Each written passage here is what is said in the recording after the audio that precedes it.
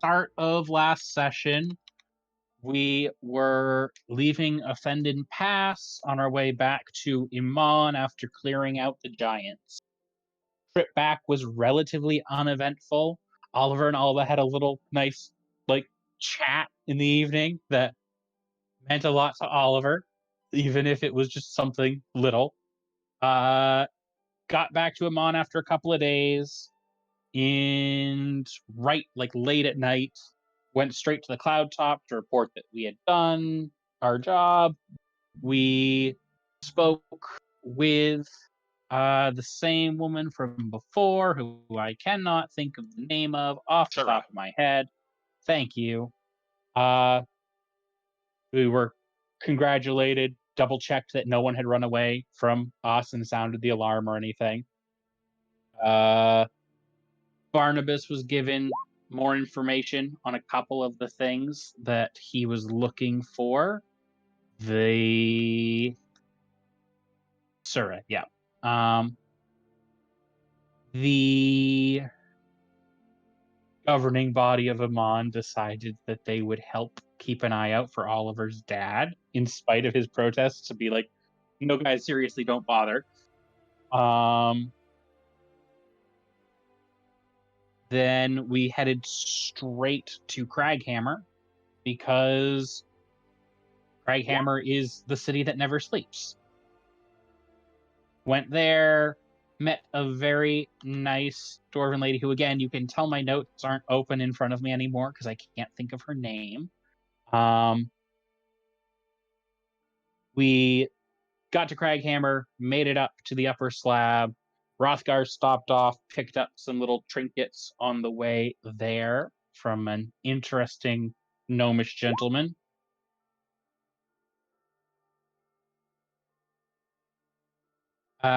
Once we were up there, we rested.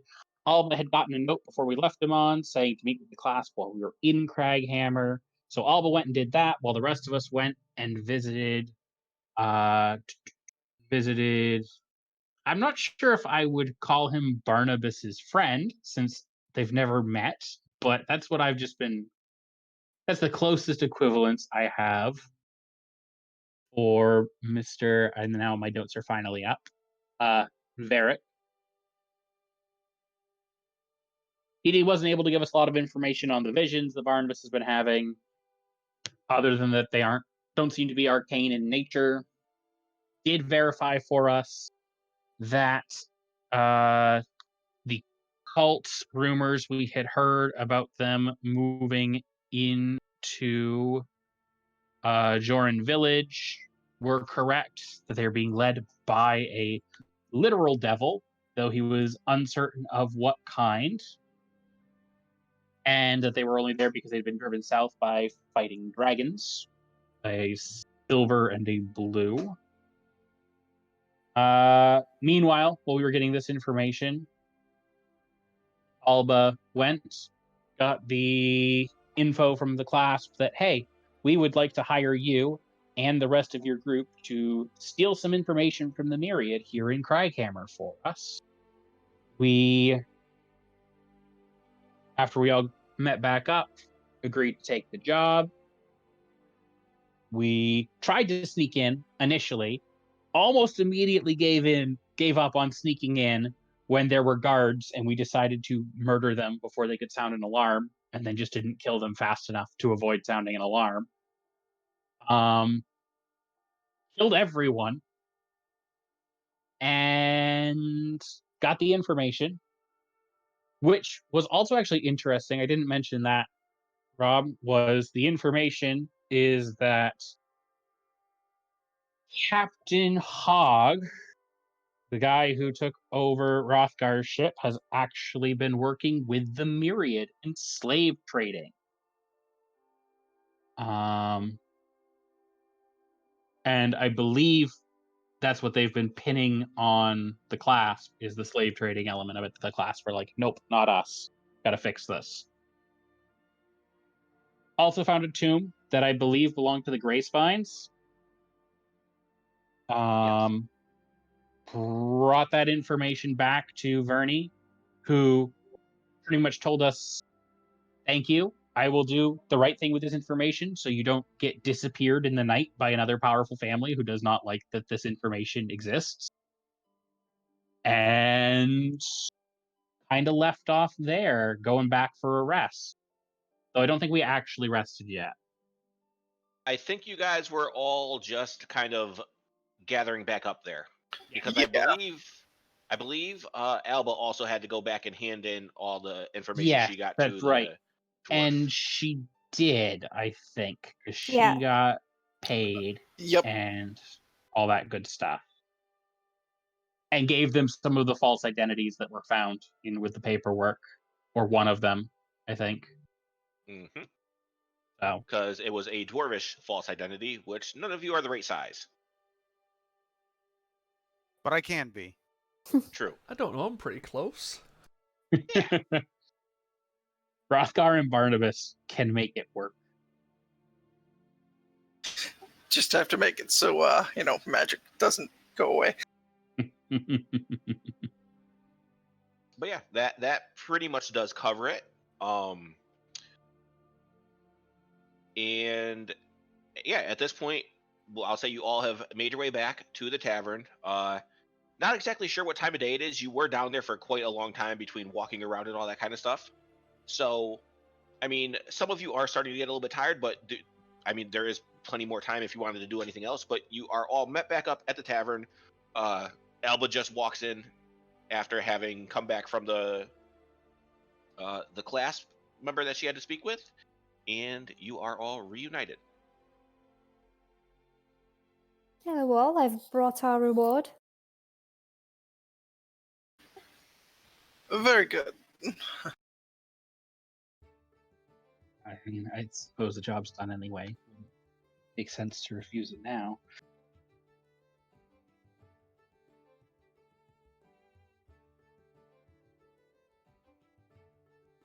So what now? Well, first, suppose we should divide up the spoils from the job as well as what we got there, and then, do we head back? I don't know. Do we head... We have a few options, I suppose. 150 each from the 750, and she starts handing it out. Thank you. Yes, Thanks. I wasn't really expecting to make any money while I was here. Yeah, very fun surprise. Well, considering we got to deal with some of the people who ambushed us previously, I'd say it was worth.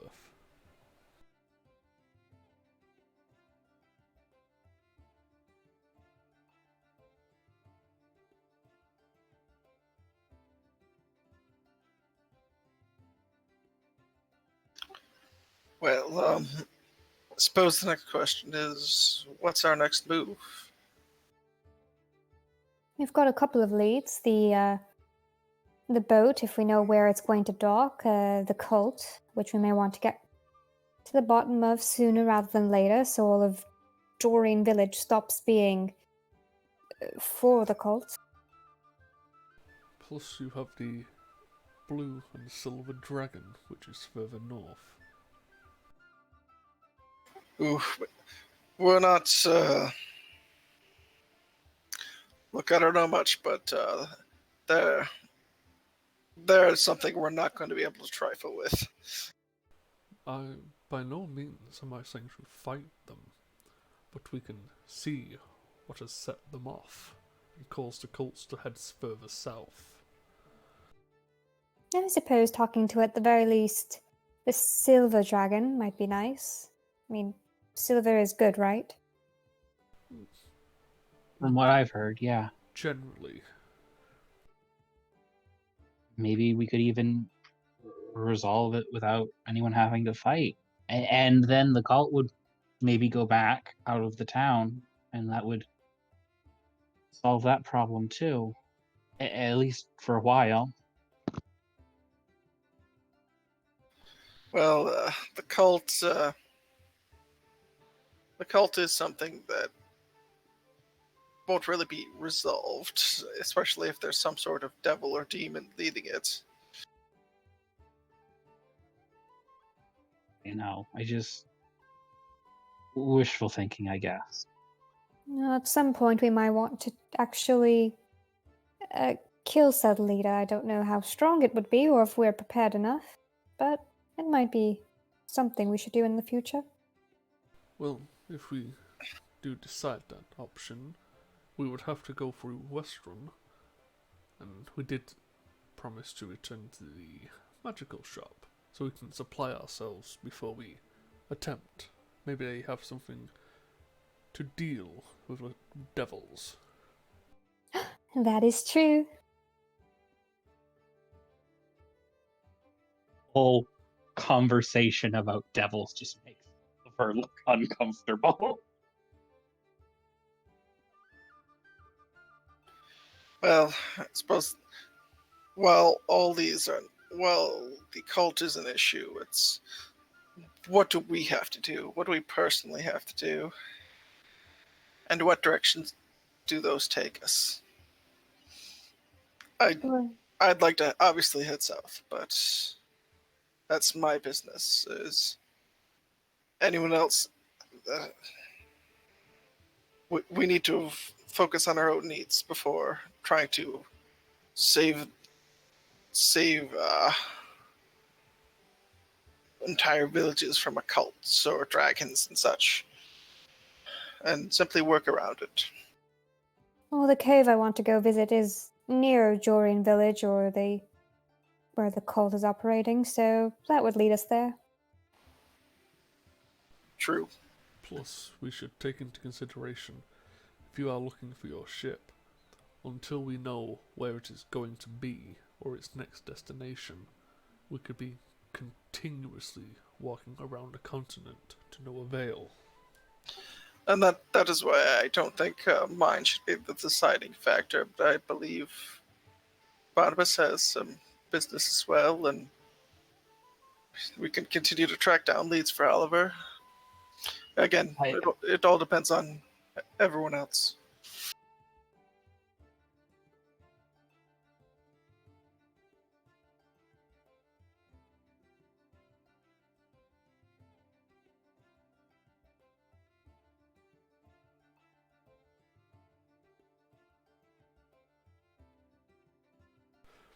Any opinion, Oliver? Barnabas? I mean, I trust you know what to do more than this. Like, I don't really know, but, well,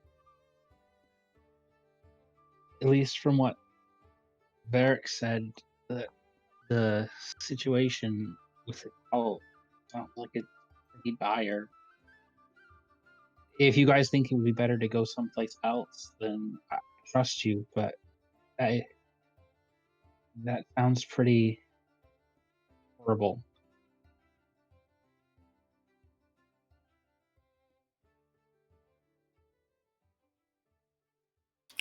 Well, suppose we can go look into this cult then. If our business is done here in Craghammer, slowly make our way there. Well, one option could be to use the junction again. Head back to Imon, where our horses and carriage are. Check out I believe it was the Glorious Goods. Then head east.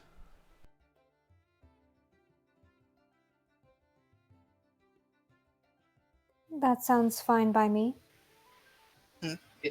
It's probably wouldn't take much longer going from Amon than it would from Craghammer. And if we could get the cart and stuff again, it might even save some time. And we get more magic items, which is always fun.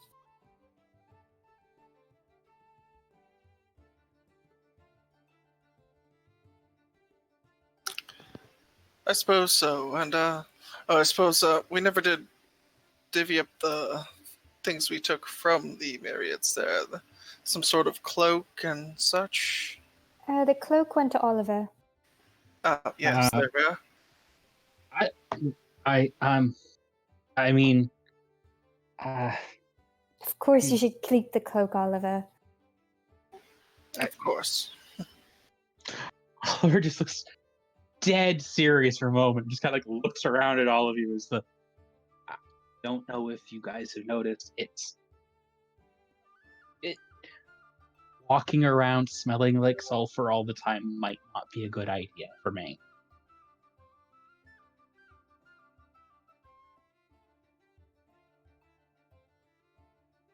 Oh, don't worry about it. You can mask it with some perfume or something, hopefully.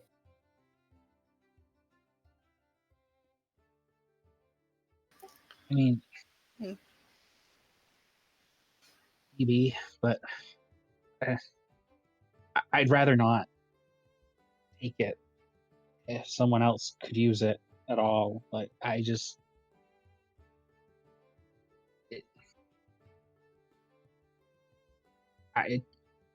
try at least to not stand out any more than I have to with, the horns and everything. So, yeah. Suppose if you feel that strongly about it. Oh. I guess you could always take it back once we go into a cave or dungeon or something. Well, don't worry too much about standing out. There are some of us here quite large and blue and metal. Generally stand out. I I'd suppose say. that's true. It's like being honest, Oliver, you probably... You're doing fine enough as not standing out compared to some of us here. Yeah, I suppose that's fair. Yeah, so what else do we have to share out other than that?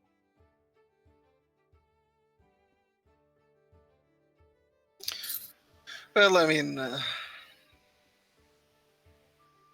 suppose if we'd like, if we're going to be facing down this cult, we need to hit up any magic shops we can, see whatever we can learn to. I've never fought a devil or the like. I don't know what to expect. It's like all I have are stories for that, and stories aren't always the most reliable of tales.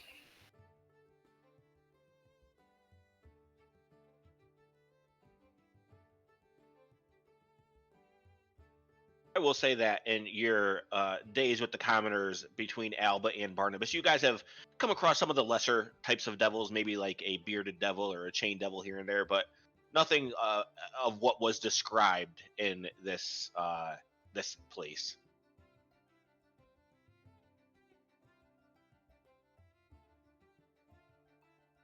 Devils haven't been too common when we were fighting back with the commoners. Fortunately. Or fortunately.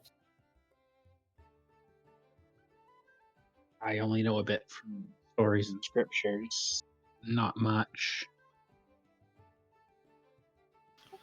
Well, we might be getting somewhat ahead of ourselves. I suppose we could sleep on it and decide in the morning exactly what we're going to do.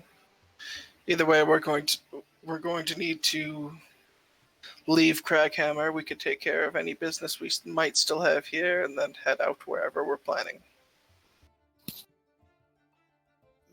Depending on the devil, it also might be possible for us to have a discussion with it. They are typically rather vain creatures, and we may be able to make a deal. Not anything like selling our souls or anything like that. To say wide eyes. Gonna say, even I know you don't make deals with devils. But they can be reasoned with, so it's not entirely necessary to anticipate that we will have to kill them outright. They also tend to have some rather interesting knowledge about arcane matters, and that could prove useful to us.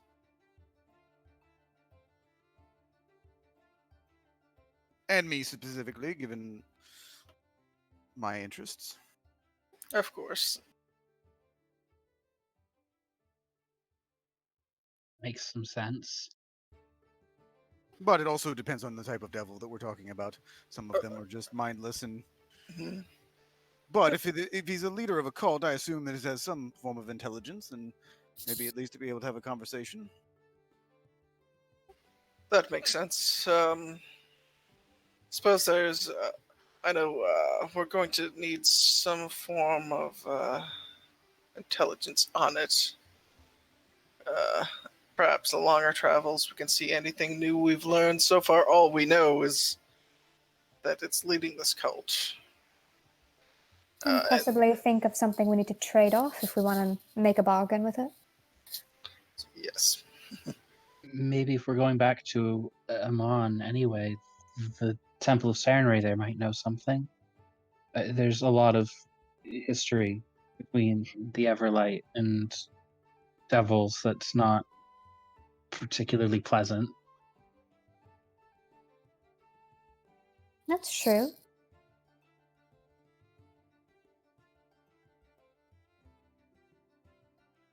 well, might need to take a gander around Craghammer myself still a little bit. Looking for potential supplies for finding. I want to make some way to create a bag of holding that's cold inside so we can help Barnabas and his concoctions eventually.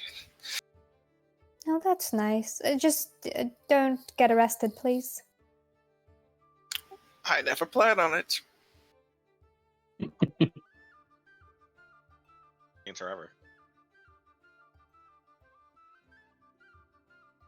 So is that something you're going to want to do tonight, or whatever time it is, I should say, or is it going to be bed first and then doing all that stuff when you wake up? More than likely, bed down for the night and or whatever it is, and work on getting all that stuff, and then heading out tomorrow. Time is weird here. Mm-hmm.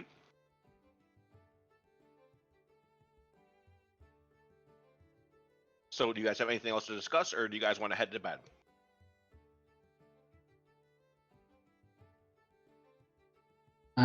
Only thing is that if we are heading to bed, Oliver might ask with the, barkeep again to see if he can get an estimate of the time. Yeah, the barkeep. It is the same one again. He goes, Yep. I haven't been outside in a while, but usually, and he kind of looks around. He goes, and he points to one of the dwarves who are in there. He goes, he usually works the front gate, and he comes in at nightfall, so it's probably dark outside.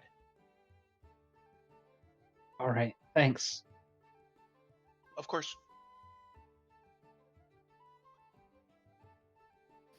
Alrighty, so it sounds like a long rest, and then taking care of stuff in the morning. Sounds fine by me. Oh, so I realized we got 20 gold from the bodies of the myriad, so. And she tosses out, I guess it's 4 gold each? Yes, Yep. 4 gold each. Very good. And there's And also then, a vial of poison, if anyone wants that. Well, if no one else will take it, I would. I've used poison sometimes. There you are, vial of poison, 3 Well, attacks thank for 10 minutes. Thank you.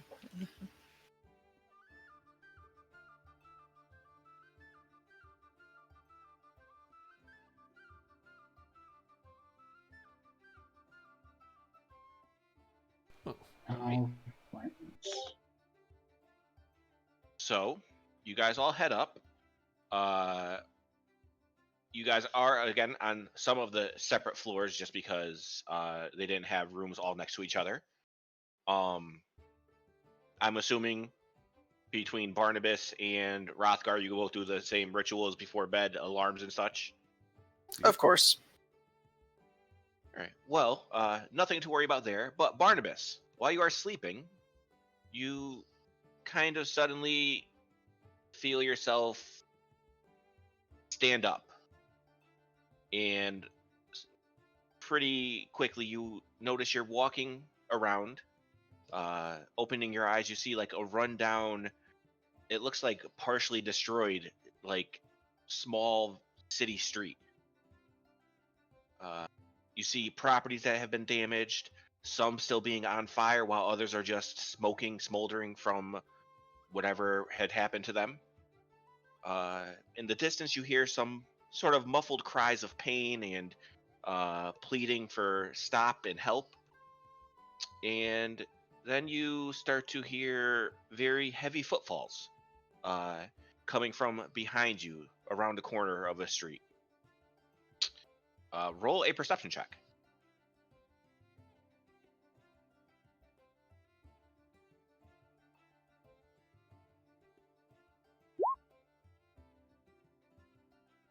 You quickly jump into an alleyway, and as you're looking around, you're not able to see what was making the noise, but then taking in your surroundings in the alleyway, you catch sight of a somewhat broken window. It looks like something had been thrown through it, and you notice that in the reflection, it is not you standing there, rather a familiar face of a gnomish woman. She was a gnome, correct, Willow? A gnome or a halfling, I can't remember. I didn't make the character. Tara did. Yeah, no. I thought so, but I couldn't remember. All right. And you do start hearing guttural speech that you can't understand, but it appears to be getting closer and closer. You suddenly jump into the window, cutting your leg a little bit on one of the jagged pieces of glass. You start hearing footsteps coming from the alleyway as well. It seemed as if they might have had an idea where you were, and you start hearing cracking glass coming from behind you, and you start to talk, but it's not your voice, it's Willow's that comes out and says, "Barnabas, help." And you wake up abruptly, sweating, with a very dull pain in your leg where it had been cut in the dream. Did I recognize anything about the city? Roll a history check.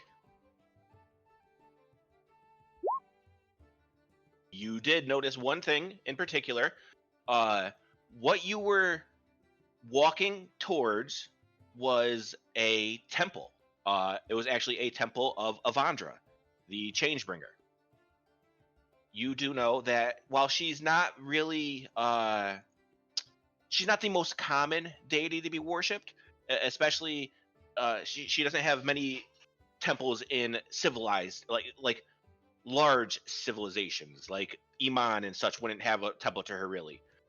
But you do know that there was a very famous temple that was the first building constructed in Jorenn many years ago when it was a pioneer village for people looking to spread out and establish civilization further away.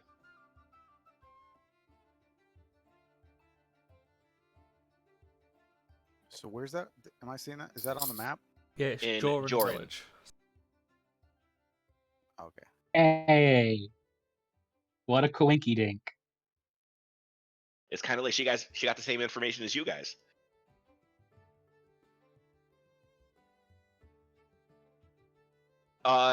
This was probably close to when you would be waking up anyway, so you do still get your long rest and everything. But you are a bit shaken up, and when you look, you don't have any blood or anything on your leg, but there is a small, very dim scar right on your leg where it appeared to have been cut in the dream.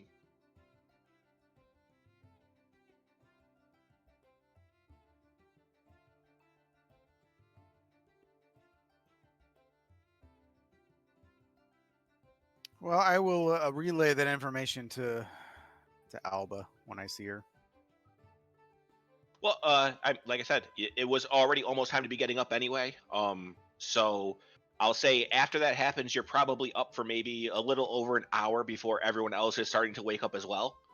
And whether you want to pull her to the side or just meet down at the tavern is up to you. Yeah, he'll just wait until he sees her. Okay. Well, then, you guys do all end up back in the tavern after a night's rest. So, feel free. Oh, that was an interesting rest. How's everyone feeling? I'll admit I do prefer having the sun outside the window. This is it's getting increasingly disconcerting. I agree. It's very interesting, but I don't think I'd want to stay here for a long time. There are moments where don't see the sun for a while, but still, I suppose yes. My thing is being surrounded by stone and such. I don't like that.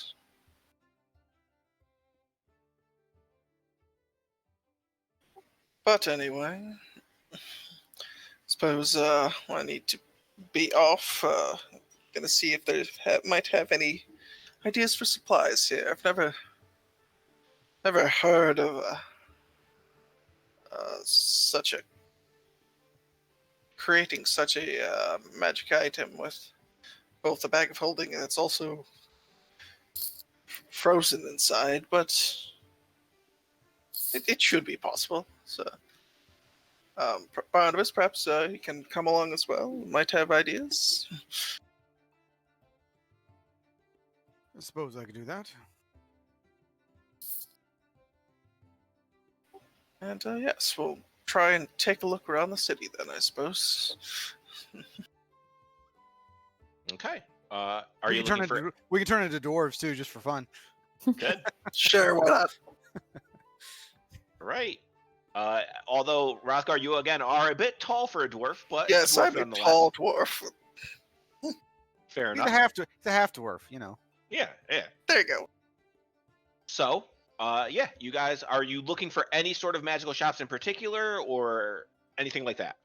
And any sort of just magic shop and type of idea. See if anyone's heard of possible ways to enchant a bag of holding to also be cold inside. All right. Well, I will say, Barnabas, from being here, probably a few times throughout your life, you do know that there aren't any magic shops on this, the level that you're currently on. Most of them would be in the level where the dwarves live. It would be on the middle slab. So you guys are able to make your way down there. And after walking around for a bit, maybe asking a couple questions here and there, you're able to find a magic shop that is not. It's not so much a magic shop, more of an enchantment shop.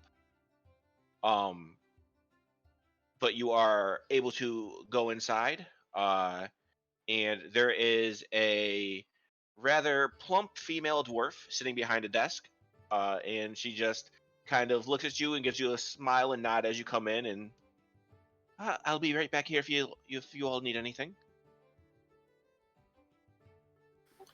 Well, actually, might be looking for. I'm attempting to see if it's possible to add an enchantment to an already enchanted item. My friend Barnabas here is going to eventually need to keep items cold for potentially long periods of time. So I was wondering if potentially we could make some sort of bag of holding that could also be cool inside. Have you heard of such a thing?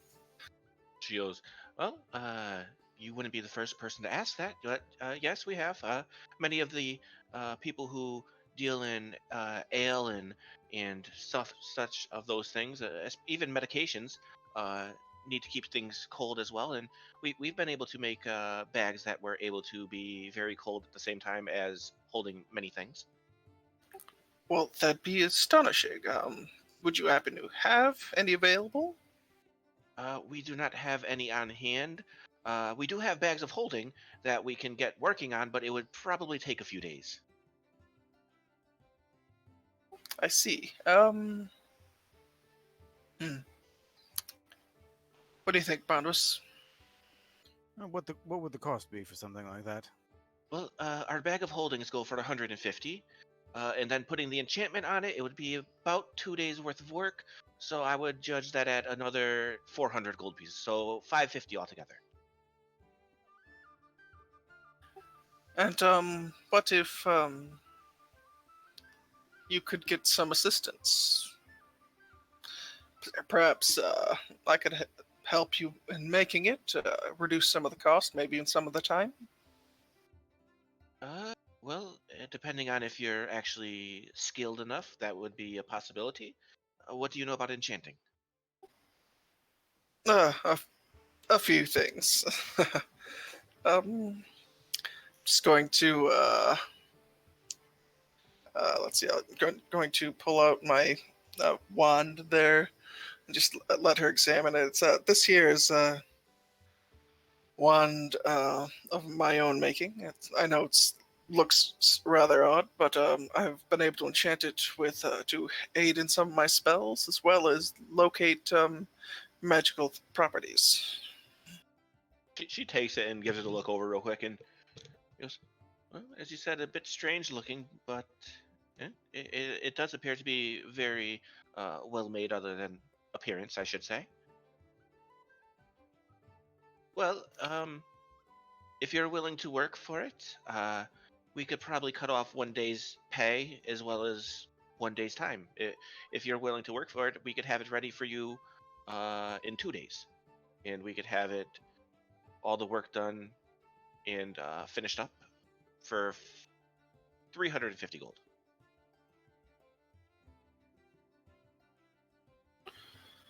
Again, Barnabas, it's something that's eventually going to be for you. What do you think?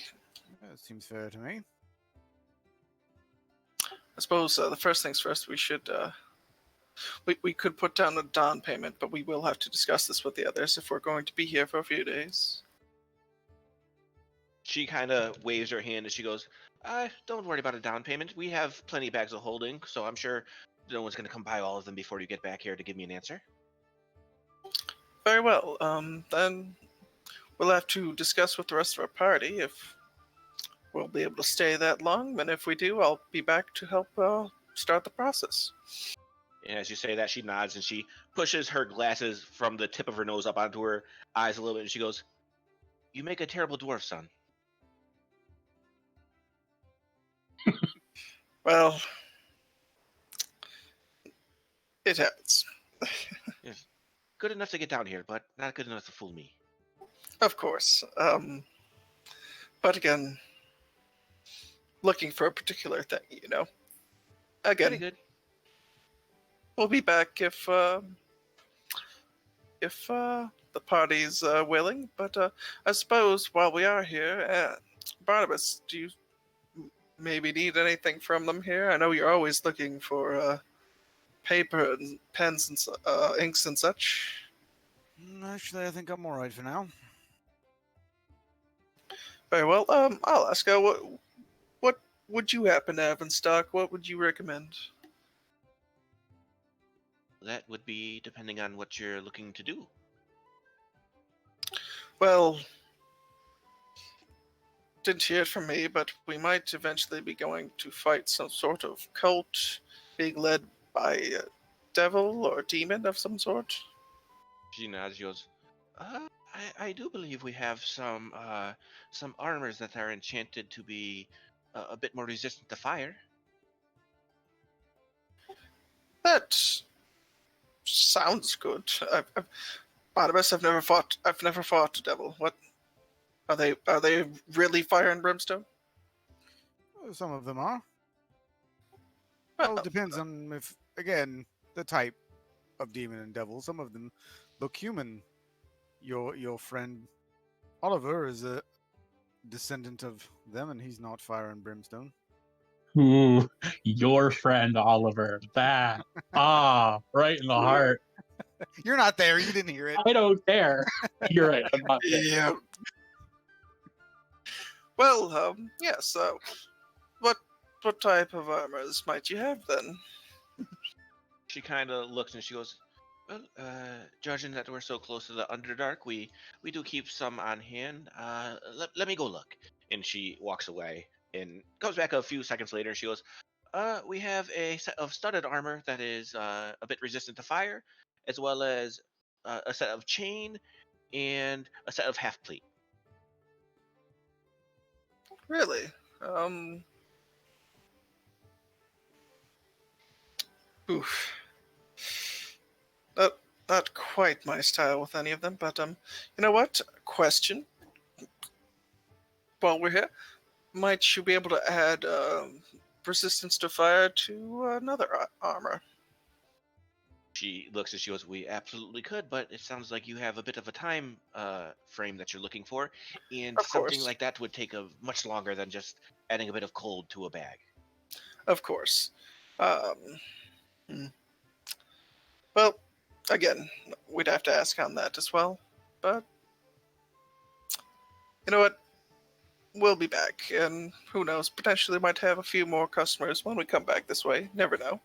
Very good. I'll go through my stock and see what I have for killing some devils. Why, thank you.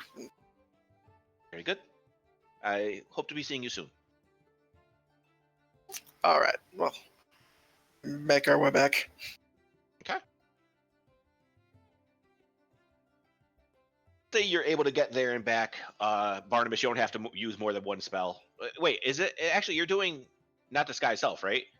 Alter self. Is that 8 hours or 1 hour? 1 hour. Yeah, it's Okay, just but 1 hour. You're still able to do it, make it back up within the hour. So the only one spell is needed. But yeah, you guys make it back up. Was anyone doing anything in the time they were gone? Well, since it's actually daytime again, only thing would just be Oliver would finally get around to checking in through the sending stones of like, hey, we came back to Amon, but we had to leave the same night. I didn't want to bother you during the night, so hi, how you doing? All that good stuff, but nothing of consequence. She responds with, "Don't like thanking you for the apology, but you don't have to worry about it and stuff." And she just says that she has heard nothing yet. She has been, just doing the regular thing.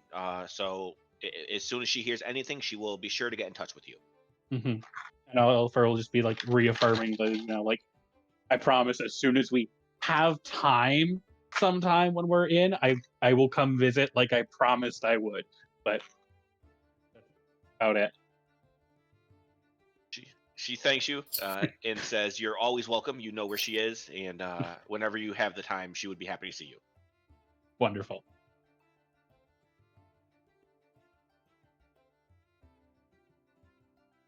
All right.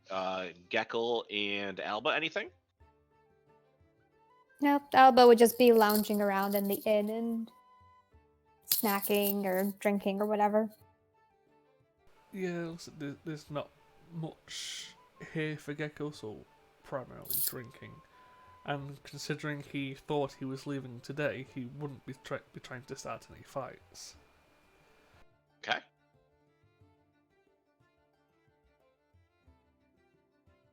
Then after a bit of time, maybe after like just over an hour from having to walk and stuff, you guys are once again all back in the tavern. So yeah, everyone is rejoined. Well, we're able to find a magic shop, potentially to get a bag of freezing temperatures, and they don't have one, but they can make one. It'd take a few days. And I was just wondering if should we see about maybe putting an order in, coming back, or if I assist them, I could save some money and time, but it'd still take a bit.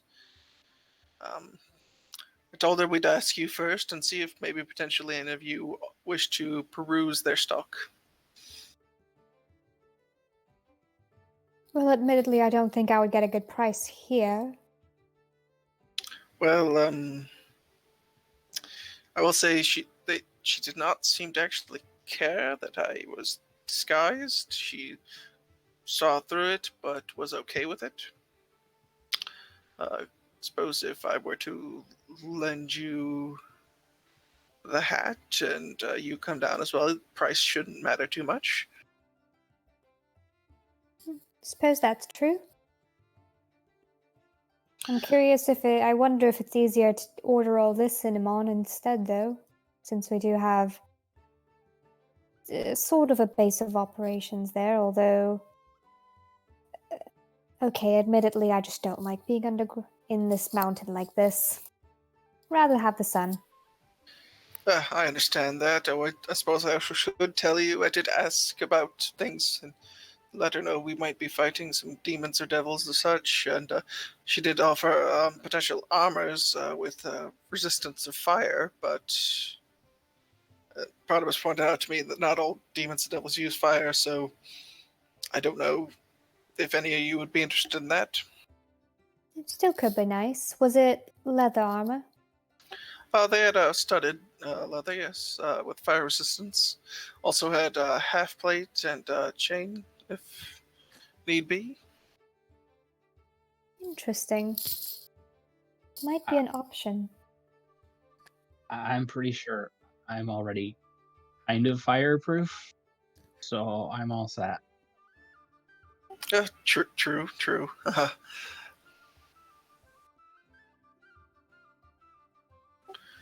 Well, I suppose the question is, do we wish to go back down to shop, I guess? I might do my shopping once we're back in Amon. There might be more selection there as well. Very well. Glorious Goods has been around for a very long time. It even shows up in some of the old stories. Well, that is true. I didn't think, you know what? Yes, Amon it is then.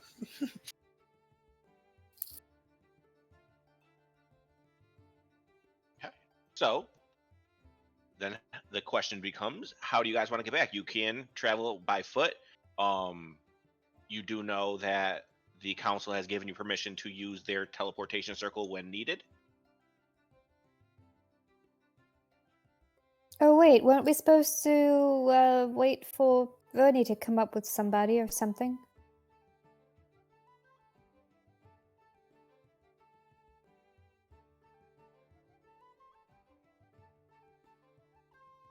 I don't think so.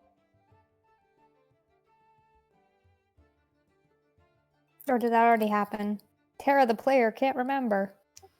Well, we let her know to do some stuff, but like if we're going to leave, we do have to get a message to her to get out. She has to lead us there because of racism. Tara the player and Alba are both correct. She said that she would be more than willing to just give the message to the Greybeards, but Gray Spines. But it is also not the worst thing to do it yourselves, because getting in the good graces of them would probably be a benefit to you. Oh yeah. So that would kind of just be your guys' decision if you would Okay. rather just have her pass the message along, or if you would like to do it yourselves.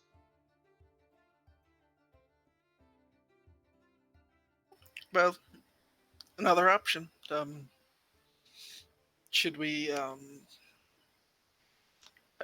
get a message to Barney that we'd like to go talk with these people? Or... I suppose we could, as long as she's the one who introduces us to them. I don't think 5 non-dwarves or 3 non-dwarves and 2 dwarf lookalikes wouldn't exactly be welcomed. Well, technically, we could have 3 dwarf lookalikes if need be. 2 non-dwarfs and 3 dwarf lookalikes. Are you saying our charming personalities aren't going to be enough?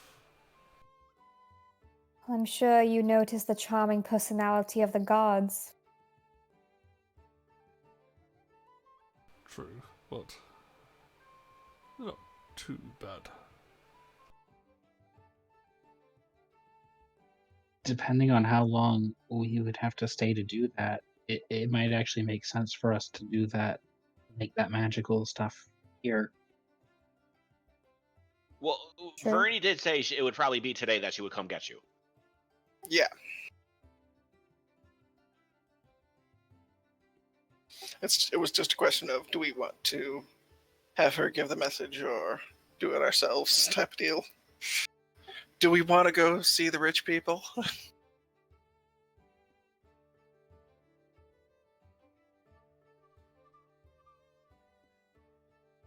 Oliver will defer. Honestly, don't care either way. I'm admittedly not too fond of at least the discriminatory dwarfs that live here.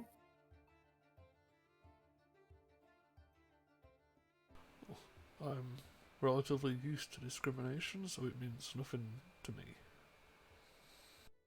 Yeah, I'm, I guess, the most normal-looking human out of all of us, save Barnabas, who's just looks old. I've never experienced such things.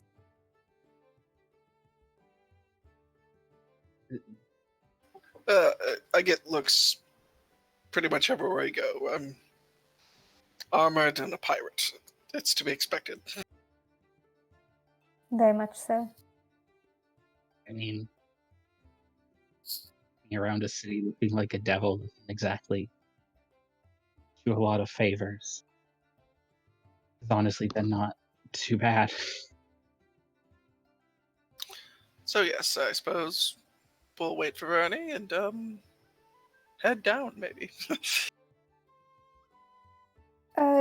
Just please don't steal anything, if that's what you were planning. I never planned to do such a thing. No, but it seems to happen more often than not. And you seem to get caught more often than not, at least to my perception. Well, see, that's the thing. You notice when I get caught because I get caught. And you just admitted that you do this more often? Pretty much every inn we've stayed at. Oh, wonderful. Just please don't do it at the rich dwarf's mansion then. Please. Again, I never planned to.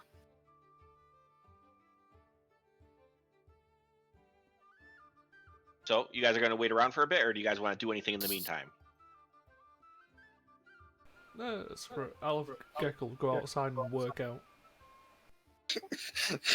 Fair enough. Just gonna go for a jog, do some push-ups, Yeah. like Handstand push-ups. Barnabas will tell Albo about his vision. Well, that's unnerving and makes me want to go to Jorenn Village immediately. Well, Willow has survived this long. I'm sure she can survive a little longer. Although she did ask for help specifically, so that probably should do something about that. Yeah, hopefully she realizes it's going to take us a couple of days to get to her. She's smart enough to know that. Not smart enough to ask someone who isn't as old as me for help. Oh yes, and why did she just leave me when she resurrected me, assuming she was the one who resurrected me? I could have gone around and helped her some. Well, maybe that's a question you should ask her. I assume it's not something you can ask her in her dreams, in your dreams. pretty much a one-way thing. I haven't been able to communicate with her at all. Well, then I will ask her. Of course, we could always go to Singorn as well. There's only other person remaining of the commoners that I know of, and he may have some insight on things as well.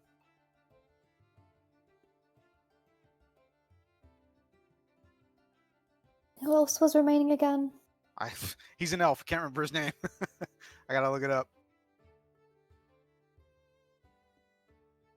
I think I have what you guys wrote to me. The problem that I have is that, like, what I do is I end up, like, I'll be taking notes and writing stuff on my laptop, but then I don't transfer it to my desktop. So, like, I have notes in different places. So, like, I can't freaking find anything. I know it's in the DMs, Tara, but Yeah, I unfortunately had 3 papers to do last week between 2 classes, so. his name is Oren, Oren, Oren Avalok. He's a druid elf who is in Singorn. Cool. And Eleanor was a rogue that was Barnabas's wife who passed away. And then there was Millie, a halfling cleric, and I don't think we established what happened to her. Well, if she's halfling, she's either old or dead. So Yeah, I think in the notes here it says Eleanor and Millie had passed away, but Oren's still alive. And obviously, Yeah, isn't she the one that died while you were with her, Alba? Or was that a different one? that was. Oh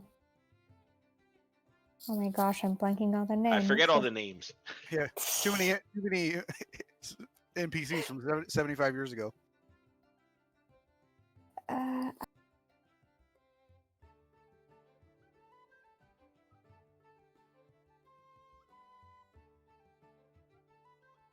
That's cool. Oh, Ellalie is what I named her. Yes, okay. All right. So Millie was just a halfling who died from old age, just like Eleanor did too. She was a human, so she wasn't left. I think halflings live about the same length time as humans, don't they? Just maybe a little longer. I think maybe to like 115, 120-ish. Like on the very end scale. But so yeah, you guys have your conversation, everything else is going on. And within a few hours, Vernie comes up, and I'm assuming would probably see you two outside working out, and Oliver kind of encouraging you to keep going. And she kind of just walks up and kind of looks at you and, well, you all know how to keep a low profile, I see. Oh, I suppose it's never been a strong suit. At least you're up here and not below. Well, come inside. Have a bit of information to give you. And you do notice that walking behind her is another dwarf who appears to be very nicely dressed.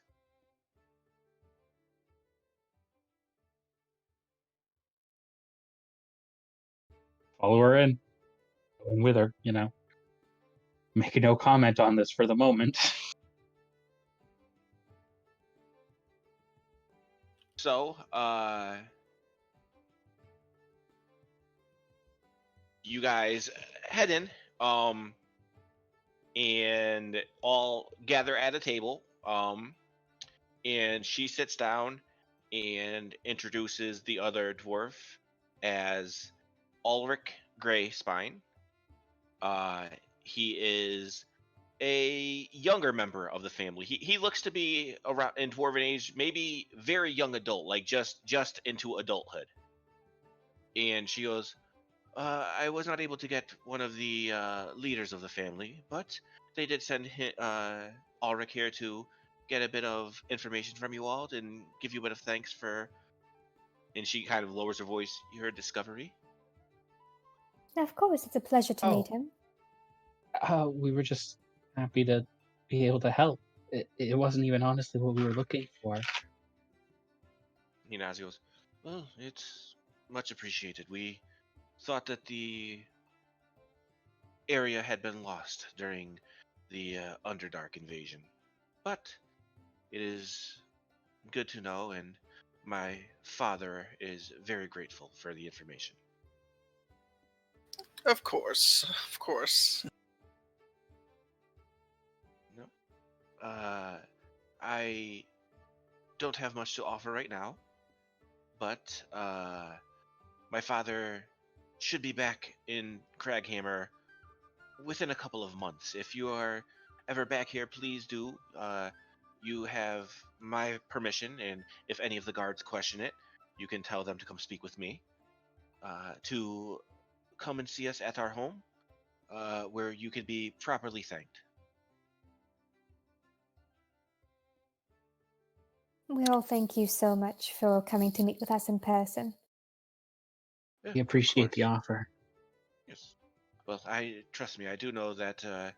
And he kind of looks at you all and he goes, "Many of the older dwarves, my father included, unfortunately, seem to still think that we're better separated than together. But with what you have done for him, I can guarantee that he will be grateful. So, again, if anyone gives you any trouble, you tell them my name. They can come and talk to me, and you will be welcomed with open arms."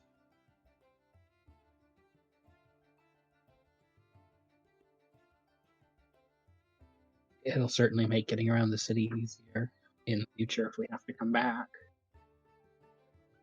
Yes, well, Vernie does a very good job, but alas, there is only one of her, Uh, so she does get busy. oh yeah, of course. I mean, we really appreciate. I mean, yeah, no, that's not what I meant at all. Of course not. She's kind of giggling and just kind of like just like puts her hand out and like motions for you to relax. And she does that, and she goes, "Well, now that that's out of the way, do you guys have any idea? Will you be staying for a while?"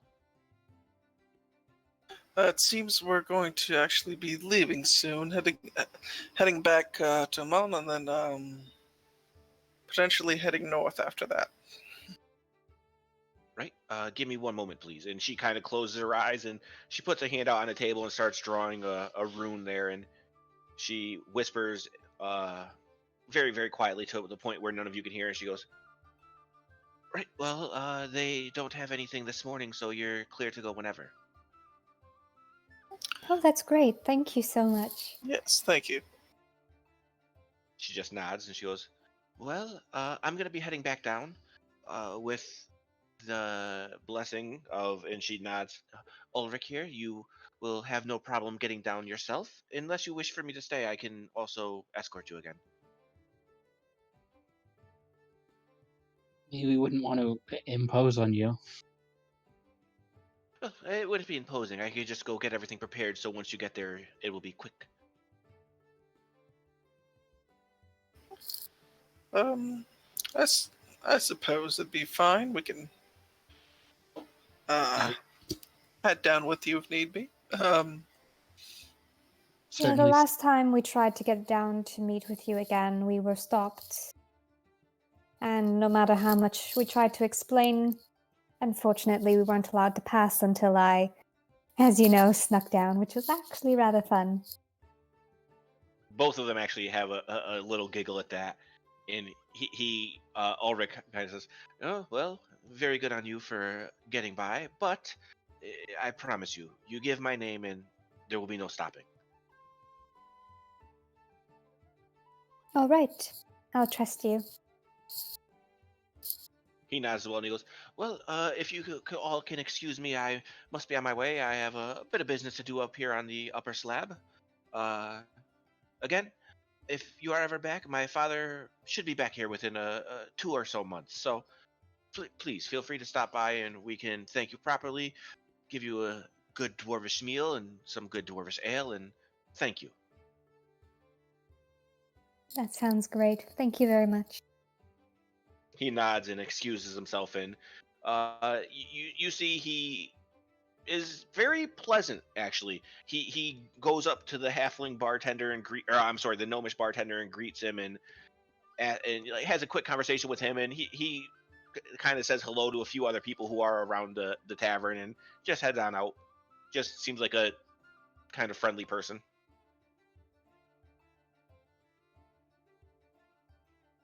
So Vernie looks and goes, right, well then, since you won't be needing me, I'll go start getting everything prepared. Whenever you're down there, we'll be ready for you. Thank you so much, Freddie. And she again heads on out, and you guys are left to yourselves. Well, suppose should we head down? We can actually stop at the magic shop on the way and then head out. That makes sense to me. If we have to wait a little bit for them to get ready anyway. That sounds fine. It's like, plus, they'd say that they were gonna look into potential things to fight the devils, demons, and such. Who knows? They might have a bigger selection for the rest of you. Yes, I suspect they will have fancy new pants for me to wear. Well, pants are easy. If you need pants, they're a dime a dozen.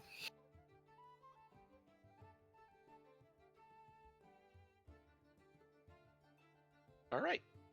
So, you guys gather your belongings back, head on down. The magic or the enchantment shop is a little bit out of the way, but not extremely. So you head back there, and enter. The guards, as you're going down, it seems like maybe he might have already said something to the guards because they don't even question you as you go by. They just move out of the way and you walk past. Cool. But yeah, you make it back to the enchantment shop, and you see her sitting out there with a small pile of items on the table. And she kind of just looks at you and goes, "Ah, well, I see you brought friends." That I did. Potentially peruse your wares as such. Well, I did find a couple more pieces to stop from burning. And in front of her, she has the studded leather armor. She has the chainmail, the half plate, but she also has two other pieces of armor. One being just a chain shirt and hide armor. Well, quite the selection of protections. Any takers? Could you explain to me more about the stud leather armor? Of course. Well, we were able to enchant it with a special type of threads. Then, and she kind of looks around and notices you, Barnabas. She goes, "If you look closely, you can see some of the runes still in there. And if you do bother looking, you do notice it." She goes, "But it just took a bit of time and work. But it is actually very good against fire. It would be a bit more sturdy than your regular studded leather armor, meaning it'll be a +1, and it will make you resistant to any sort of fire damage that you come in contact with." Oh, very interesting. How much will that be? Well, studded leather, and she goes, it would be about 600. Would you do possibly something like 200 and a trade it for the armor I'm currently wearing? It's glamored studded leather. She kind of looks at you and she goes, couldn't tell right away. And then she once again pushes her glasses up her nose a little bit more, and she goes, "That you are, dear.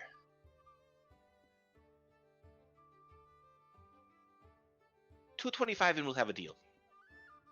Perfect. Thank you. She giggles as she hops off and starts pulling off her armor. Okay. And this armor is it's darker leather and you do see in it's threaded with orange and red threads. So it looks very nice. Unfortunately, you're not gonna be able to look however you want anymore, but you will be resistant to fire, and it is a +1. Yay. All right. Well, That's one sale, I suppose. Sadly, seems like we're going to be leaving for Amman today. So helping you work on a potential bag of cold temperatures is not going to work out today.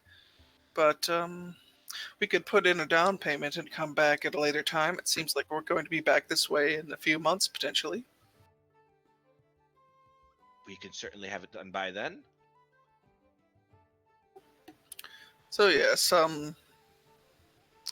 perhaps just a small down payment for now, and then be back later. If How you about, wish, you could put down 50, 100, whatever you want, and we'll be able to get it set up for you. I was going to say 75 works quite nice for now. Pretty good. And just because you've brought in more customers, and I can trust, I think I could trust you that you'll be coming back. We'll cut 100 off of the price without you helping. Still, we'll do it for 450. Why, thank you. She nods. She goes, "Well, anyone else looking for anything?" Unfortunately, I don't really wear armor, so it's not really applicable for me. She kind of looks at you. She goes, "Son, this isn't just an armor shop. We have different things here." And what may they be? She kind of looks at you and says, "Well, it depends on what you're looking to do. But if what your friend is saying is true, what you may be going to look for, she picks up what appears to be just a small either a gem or some sort of cut stone of some kind, and she just kind of spins it around in her fingers. She goes, "This will do you well." And this would be... Kind of looks at you. She goes, "Well, it's rather lucky. It can make you do a bit better if you're trying to lift something or dodge something of the sort, and it is a stone of good luck." And how much would that be?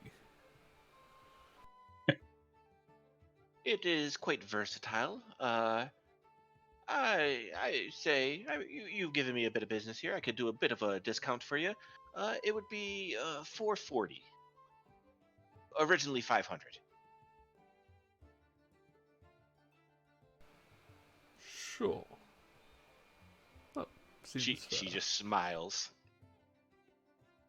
And I think that is in the compendium. If not, I mean, it's just a bonus to a +1 to ability and saves. Okay, I'll just sort that out now. And she kind of looks around and goes, "Anyone else? Oh, how about you?" And she nods over towards you, Oliver. She goes, "Anything you need to fight the devils?" Well, I don't, I don't think so. I honestly don't know too much about it, but I mean, Well, and just kind of reaches up, touches the horns. Like I think I'm already fireproof enough. well, So. fireproof isn't the only thing you need to worry about. Perhaps something. He's a bit of a magic user, both divine and musical. Uh, Anything to enhance those, or perhaps simply help him from having magic cast on him. I don't know much about devils, but if they're good at magic things, as Bus had said before, that might be useful. She kind of. We do have a couple of instruments here that, if you have any interest in those. I mean, I would look, yeah, as long as we're here. Well, what kind of instrument do you mainly play, son? Well, I mean, Oliver will unsling what he needs to. Is like, I have this war horn that's mostly what I use if we're in trouble. But when I'm just playing for people and stuff, I mostly use the lute. as you say that, she gets a big smile on her face, and well, I do have a very nice loot here, and she picks it up and puts it down in front of you, and it has very nice carvings in it. It's very well made. It does have some arcane runes carved into it as well, and it is a Das loot. It is an uncommon magical item. I think once again in the compendium. A No, DOS it's not. loot. Okay, I got my book right here. I can look it up. Is it an instrument of the bards? Yes. Okay. Here we go.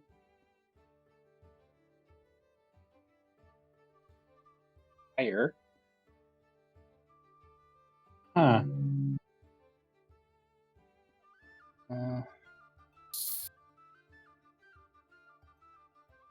So I'm- with all instruments of the bards, Yep. you can cast fly, invisibility, levitate, protection from evil and good.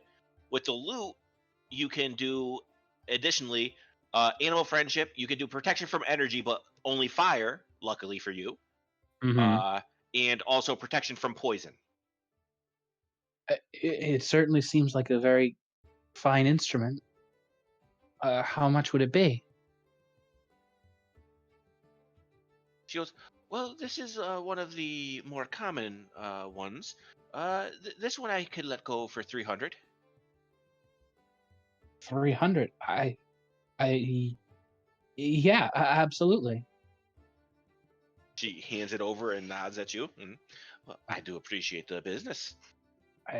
Thank you so much. Yeah. Marvel dump out enough gold and platinum mixed together. Get it? And that is, if you need a link to it, that is what I found the easiest to I find can it. always type it in somewhere. I'll start working on it probably after, once I actually have read it. But already I'm like, is it better than a loot? Yes. Mm-hmm. Yeah, as long as you're attuned to it, you really don't have much to worry about. If you're not attuned, you could take some damage by trying to play it. Ooh.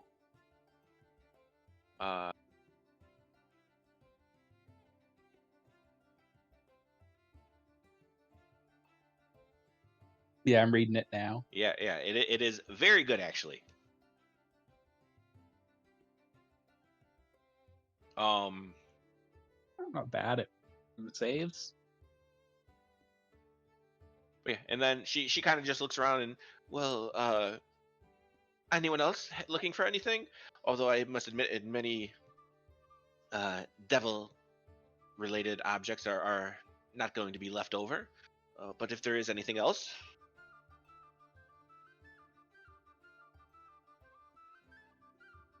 Well, I think I'm actually pretty good. Barnabas, are you sure you don't need anything here? I have plans for my funds. Cannot waste them here. A waste. It's not a waste, Barnabas. But no, he himself is also, as I said before, bit of a magic caster. wizards tend to like to spend their money on their spells rather than objects, which is very understandable. Well, any sort of enhanced focuses, maybe. Not in stock. Those are not many of the dwarves are very magical, so that's not one of the most desired items here. Those would usually be made upon request. Of course, of course. Well, suppose we're all set then. Very good. I'm happy that you were able to find some things that will hopefully keep you safe in your travels. Of course. Very good. I wish you safety in whatever is coming ahead of you. And if you do live and make it back here, I'd be happy to see you again. Well, I am planning on coming back because I'll have that bag to get later on. But yes, I'm sure We'll be just fine. It does seem like you'll be quite a bit longer than what it will take to be prepared, so just know anytime after 3 days it will be ready for you whenever you could get back. Of course. Right. Well, have a good one, folks. I'm going to be getting back to putting some of this stuff away. And you Thank see her you. picking up the armor and such. Oliver just eyeballing this loot, like, yeah, thanks. Well, I see you're looking at that loot how you were trying to look at Alba.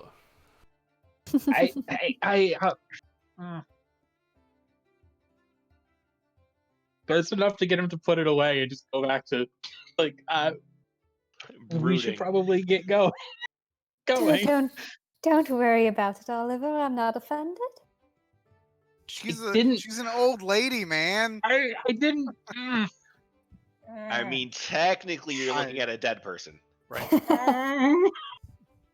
Let's just make it worse. Hey, everyone's got their own thing. She's like a 90-year-old undead person. No. But hey, she looks what, like 20 something? So that's Geckel started this. I Oliver mean, will who else remember would have this. started it? He's also the one who was willing to pay hundreds of gold to embarrass you. Oh yeah. This is very true. Oh yeah. Wait, when did I try and embarrass him? With the whole, yeah, you know what you did. What, getting him to perform? If he didn't roll a 30 something, that would have been awesome. Hey, I was spending that money to try and get in good with the crowd. The fact that he performed True. well's on him. True. Well, you guys are back out on the middle disc of Craghammer. You guys gonna just head over to the crossing? Yeah, sure. Sounds pretty good. Yep. So, Yep.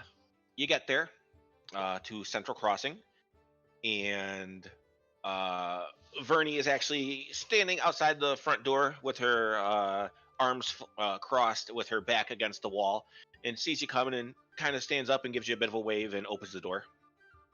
Thank you, Vernie. Of course, was expecting you. Thanks again. She just nods and lets you all in and closes the door behind her, and she goes, "Right, I have spoken to them again. They will be awaiting your arrival. You're sure you're done with everything that you need to be here?" At least for the time being, yes, I think so. She nods and she goes, "I think if you use these portals enough, you'll be getting sick of hearing that. It's something that they make us say, making sure that people don't leave without having everything." Oh no, we're going to be coming right back here.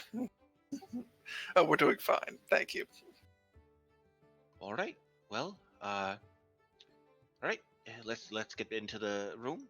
And she brings you back down the hallway and into a different room. This one is, when you walk in, you see a sigil or a teleportation circle on the ground. And she kind of just looks around. She goes, "Everyone ready?" Yes.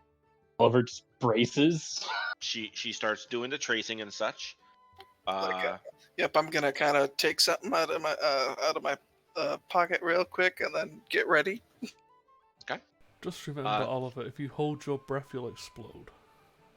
What? Oliver, I And- literally hold my breath through it all the time. You'll be fine. And as she's getting close to the end, she goes, "Any second now." And as she finishes, once again, you guys feel an immense amount of pressure. Oliver And- very consciously keeps breathing. Like as it's just about to go on, I'm gonna just toss some gold coins out of the circle. And you are very quickly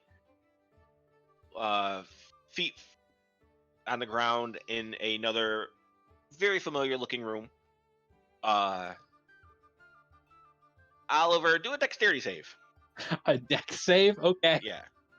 You were focused very hard on your breathing, not very much on your making sure you land. Totally. You do land. Yay. You stand, and you're a little bit lightheaded from breathing a bit too heavily, but you're all good. And you guys notice within seconds of reappearing, a human opens up the door, and you are ushered out into the Traverse Junction. Well, thank you. Well, back in Amman. Really don't. This form of travel just kind of takes all the fun out of it. Well, if we stop at the glorious goods, I believe, then head off via our horse and cart, we should have the long travel that you desire so much. It's Well, definitely yeah. going to take a while to get to where we want to go. Of course, but you meet more interesting people along the road, and I prefer not the road as well. But it's better than that instant thing. There's no fun whatsoever. Plus, I don't know how many more teleportations our fearless leader can take. He is looking a touch green. Oliver, you did wonderful. Don't worry about your breathing. Don't worry about anything else. You just next time, just enjoy the ride. If you say so. You're lucky. They say if you breathe too much, you might end up in a different circle. Just from green to pale immediately. Oh no, Oliver. No such luck. The only way we'd end up in a different circles if they messed up the sigils while setting up the plans to teleport, and that's more on bad casters, really. I never thought I'd love having a character that gets picked on this much. Oh, You guys are once again in Iman. It is not the same person who was. It was not Gatekeeper Xanthus. This time it is a gatekeeper named Dennis, who pretty much always does the day shift. And when you get outside, it is just about noon at this point. The sun is almost straight up in the sky. So, what would you all like to do? Sounds like we might be going shopping again. Okay. all the same to you guys. I already have, I think, everything I need. I might try to go check in with Miss Callow while we're here, like I said I would. No, that's fine with me. Did you want company? Because I already have what I need as well, and I don't have much gold left. I mean, I'm sure she wouldn't mind the extra company. So if you want to, Sure, I was there when we first met her anyway, so I'm sure she won't mind. right? Well, then, Barnabas, Geckle, should we check out the glorious goods? Sure, let's see what they have before we make our way. I'm not probably going to buy anything, but I have nothing better to do, so might as well see what they have. All right. I will say, just to get it out of the way, there is a very brief. I wasn't peeking on the way there. Fair enough. So then we'll do the shopping afterwards, and you, Alba and Oliver, make your way into the Cloudtop district, and are able to approach the house. You have been there before, so Oliver, you're outside the door. I just super casual again. Like, I'm not expecting this to be a huge, complicated thing. Just to go up, knock. If she's home, come in, visit a little. Just do the due diligence of I promised I would do this, so I'm here. This time, she does open the door. A bit surprised to be seeing you so quickly after you just spoke over the stone and were Mhm. kind of making it sound like you wouldn't be back for a while. Yeah. But she kind of she welcomes you in. I mean, if there's anything you want to talk about in particular or anything like that, she doesn't really have anything because she has not heard anything. Yeah. No, nothing. Just he promised he would visit. That was the terms of this agreement. So he's making good on that, and he'll talk about whatever she wants to talk about. Just some more stories of when she first met your father and the first mission she sent him out on. Just that kind of stuff comes up in conversation. All He- good then. Yeah, he wasn't. It wasn't originally for the ingredients that she did. It was actually a lost family heirloom that had gone missing in like while it was being transported from over in Craghammer to no, I'm sorry, not Crackhammer, from Kymel. Both the K's got me messed up. She had an uncle who used to live there that was when he died, some of his belongings were being transferred over, and it went missing there. So they were able to track down one of the people who were transporting it, who actually ended up stealing it and get it back for her. Sounds good. So, well then, in that case, shopping. What are you guys looking for? Well, go head in and just see what wares might you have to fight demons and devils. Perhaps some assistance to our wizarding friend as well. Right. Let's see.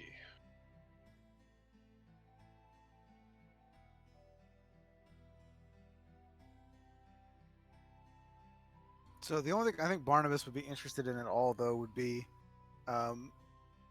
not he doesn't care about spell books or anything like that. He would be looking for any like arcane books relating to rituals, and not like necessarily like a ritual spell, but like how to summon Oh, a demon. Like okay. the fact So, like that like- kind of stuff. Like where did this demon come from? Somebody had to call him or something. So you want to do all kinds of rituals, or specifically demonic, devilish? I mean, I would look first for that type of thing. But if there's any other types of rituals that might pique his interest, he would be certainly interested in perusing that as well. Because I mean, obviously, a lot of that stuff would probably not be in libraries, because Very you true. don't want people to just go and pick it up and be like, "I'm going to borrow this book real quick. I'll be back." You know. Mm-hmm. All right. Well, Borrow they this do book, have this spell. they do have books on the such. So they have ones that are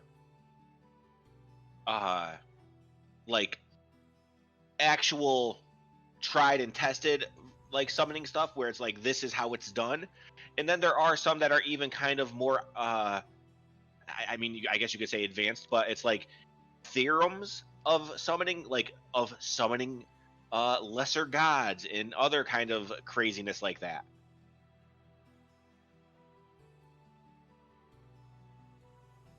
But you're not able to find, like, there is one that is there's a lot of devilish stuff in there, but it also does have others from between like abyssal type stuff or undead summonings and such as well. So there are other types, but it is a lot of devil.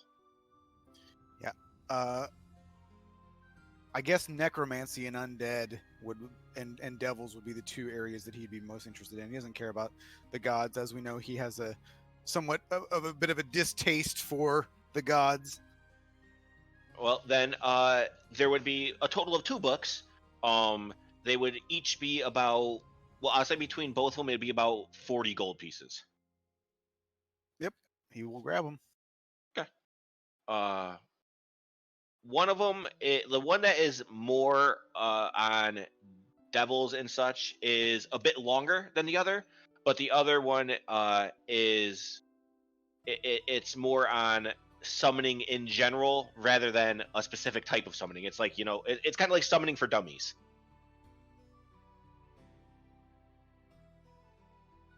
All right. So what? How am I gonna mark this? Summoning books, I guess. One is like, a bit more, it breaks down in detail like the difference between devil or summoning a devil and summoning undead and summoning this and that, and the other one is kind of like just the basics of summoning. Gotcha. All right, Rothgar, are you looking for anything? Myself, I actually do not think so at the moment. Might actually. The only thing I'd want to do is see a potential magic, simple weapons, magic weapons, So like just simple plus ones? or just it needs to be simple weapon because that's all I can use besides firearms as well. And Oh, gotcha. I doubt they have firearms, but whatever That they they do might not have. have, but any simple weapon that you want that's a plus one you can find. Oh, cool. So yeah, let's try just a hand axe. That'll be good. Right. And I have it written down already for plus one weapons. It would be, well, that's in Western, so here it'll be a little bit cheaper. So I'll say 180 gold. Alrighty.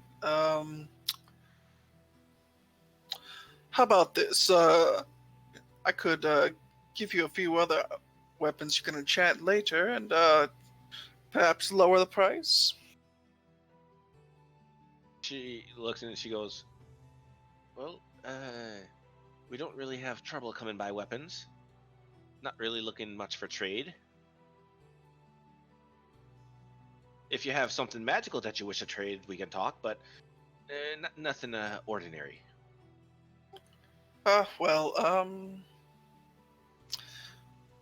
It should do. Fine. Are you sure not, perhaps bit of service, just some quick help around the shop? Just anything that might lower that a bit? She kind of looks and she goes, I don't think you have any idea how many people are working back behind that door over there. And she nods back behind one of the desks where there's a large wooden door behind it. No, I figured as much. Well then, we'll have to do it just as is then. Just one nice hand axe, thank you. She grabs one and hands it to you. Very nicely made. Very good. And I'll just hand over the gold and take my nice shiny new axe.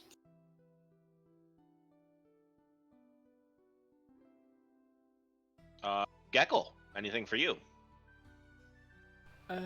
Yes, I would like to inquire about a potion.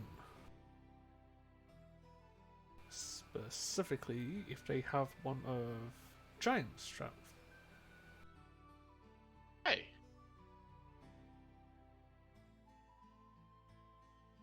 Let me see.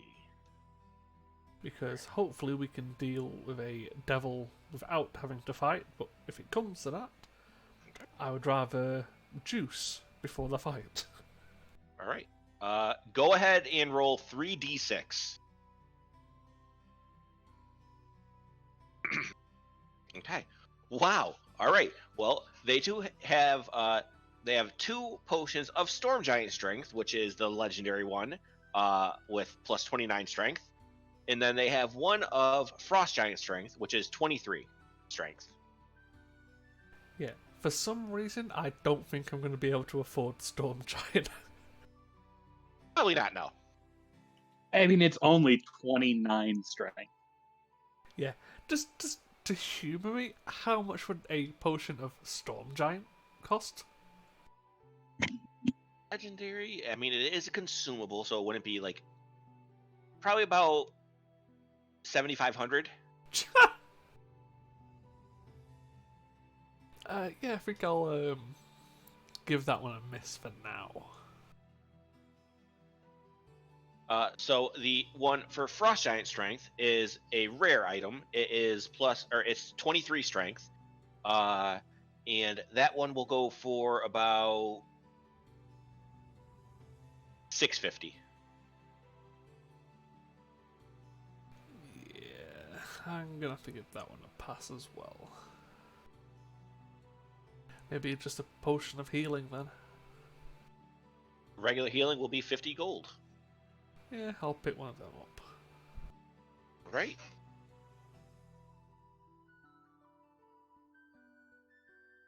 Barnabas, any spell scrolls or anything while you're here? Or no. It's just BR bead. Oh, okay, gotcha. All right. Well then, not really sure where you guys are going to all meet back up. Probably the tavern. Yeah, because Yeah. isn't that where our horses and carriages are currently stowed? That is true. Mm-hmm. While here, I might also see if they might have just some components to make some of my own magic items, or at least make mine more permanent. Okay. Yeah, I mean, unless it's something insane, like, a diamond worth 1,000 gold, I'm pretty sure they'd pretty much have everything you need. Cool. Yeah, I would like to make my guns enchantment permanent thing. You are easily able to find the stuff there. Is it like already a set price for what you need to spend? No, this is like as far as a magic item goes, they don't have its own magic item. It's one of the ones that's just an infusion. So, Well, is it like I'm saying? Is it set for like you need to spend X amount of gold to make it permanent? There are no mechanics for it. yeah, because there is no initial item for it. We'd have to make up our own if we were to do that. Gotcha. Well, what is the enchantment going to be? Well, is it just like the +1? Oh no, it's a +1 and it's a repeating.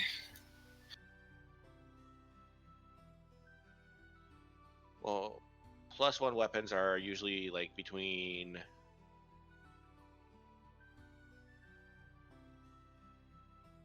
+1s are so. I'll say to get the stuff to make it permanently +1 as well as the repeating, will be 225 gold. Ooh. That I'll Because have +1 weapons are 200 itself, so just a bit extra. Mm-hmm. Yep. In that case, I will hold off on that for now. Right.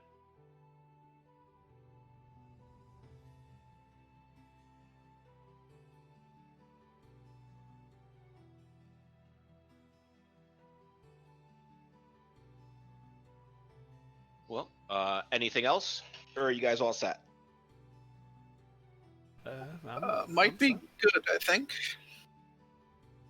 Yeah, just Alright. I know how poor I am to afford a storm giant potion, so I'm all good. All right. Well, then I'll say after a bit more time, you guys all are able to gather again at the tavern at the Lamia. So, yeah.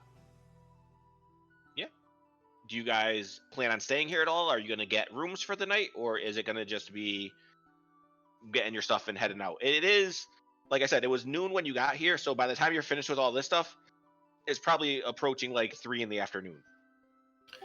True, but we should be fine on the road as we are. I mean, we fought much worse. It's not like the road is going to be untraveled. So yes, I think we'll get our cart and horses, or at least Oliver's cart and horses, and head out. Cart and horses. Thank you. Then head out and start making our way. Right. So, I always do it. If you're walking, you guys could do like 20 to 25 a day or so. We'll say you guys could do 35 a day on horse and carriage, because sure. So that'll be 1.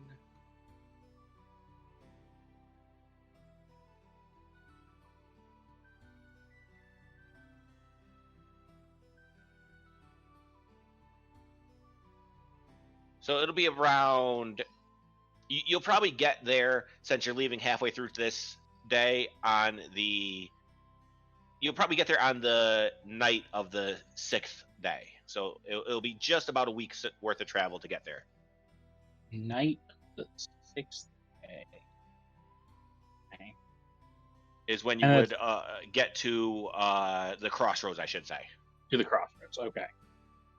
Thank you. Mm-hmm. So we spent 6 nights on the road. Yep.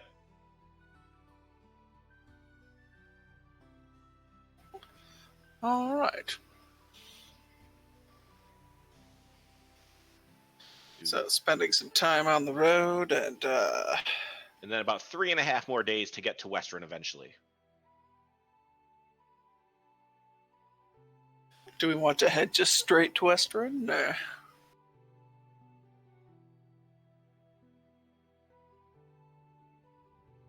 Did we want to maybe stop at the crossroads, catch some rumours? Yeah, we can sleep in the crossroads. I mean, we can certainly stay there for the night since we got there. in Yeah. the evening. But it really sounds like we might be in kind of a hurry. Well, just as you guys are going, on on the day before you reach the crossroads, everyone go ahead and roll a perception check. Perception.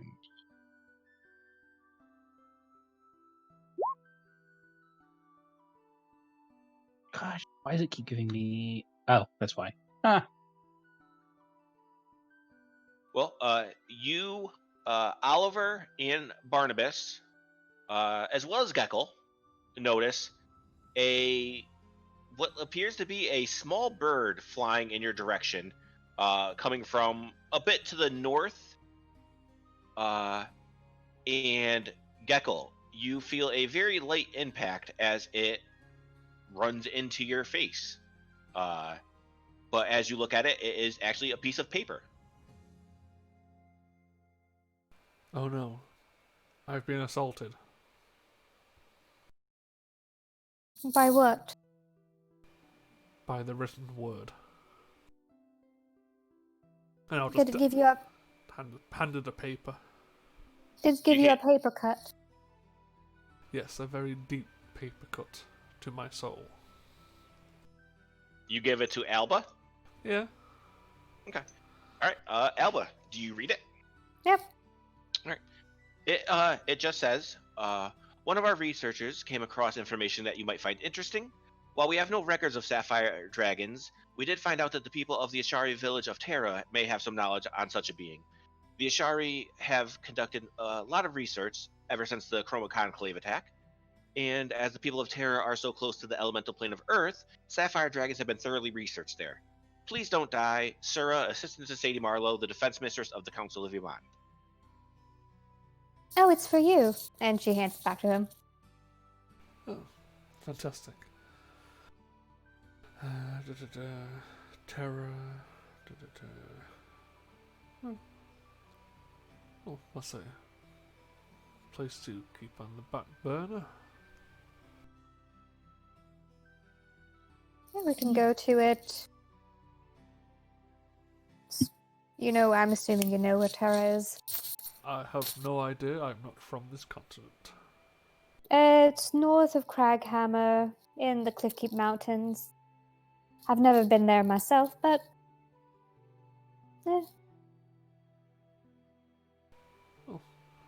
Maybe after we deal with these cultists and whatever else we need to elsewhere, we can take a trip north. That sounds fine with me, as long as it's not getting into winter. Because then it would be really cold. It's not too cold if you get used to it.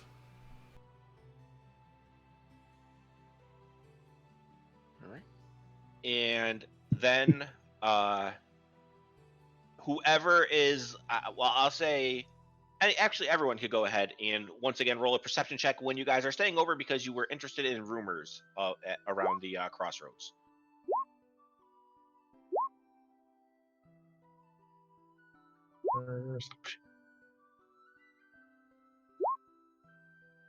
I'm sorry, I just find it hilarious that Rothgar probably would be the most interested in this, and he's the one who doesn't hear it. Yep. But- That's because I'm too busy trying to scam some people. Probably very You're true. just trying too hard. It's one of those things where, like, trying to grasp at water, the harder you squeeze, the faster it slips away. Oh yeah, but I will eventually. I will, while we're at the crossroads, try and scam some people. Absolutely. But you guys do hear from someone who appears to have been coming from Iman, that they heard rumors of a slave ship that had been patrolling the waters to the east. I'm sorry, to the west of Iman in the I believe that's the Osmit. Yeah, the Osmit Sea. Been attacking trade ships and such, taking people, and the rumors are that it is going to eventually, once it gets enough people, enough slaves, probably make its way towards Stilben, which is a known hotbed for the Myriad. As long as Oliver is one of the people who has heard this, he will make sure to let Rothgar know. Thank you. The everything is like everything else is like it's been kind of established as fact, but the rumor part of it is it's heading to Stilben. There's no proof of that. That's just what people have been saying. Well, it kind of makes sense because you probably couldn't get a lot of slave trading done in Iman. Oh, of course.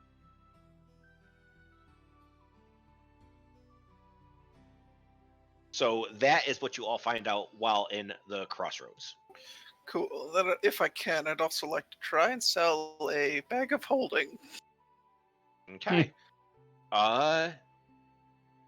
We'll give you one redemption chance at perception to see if you can find someone who looks like they'll be a sucker.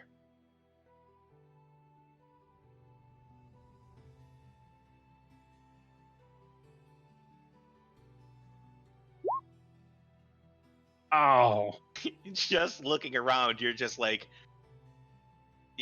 I mean, looking around, you don't really think it looks like anyone here would have enough money to buy an actual bag of holding. Maybe you could still try to scam one of them, but you don't think you'll be getting a lot of money for it. Oh, of course, I have no worries about that. So you're going to try anyway? Oh yeah, let's go ahead and try. Okay.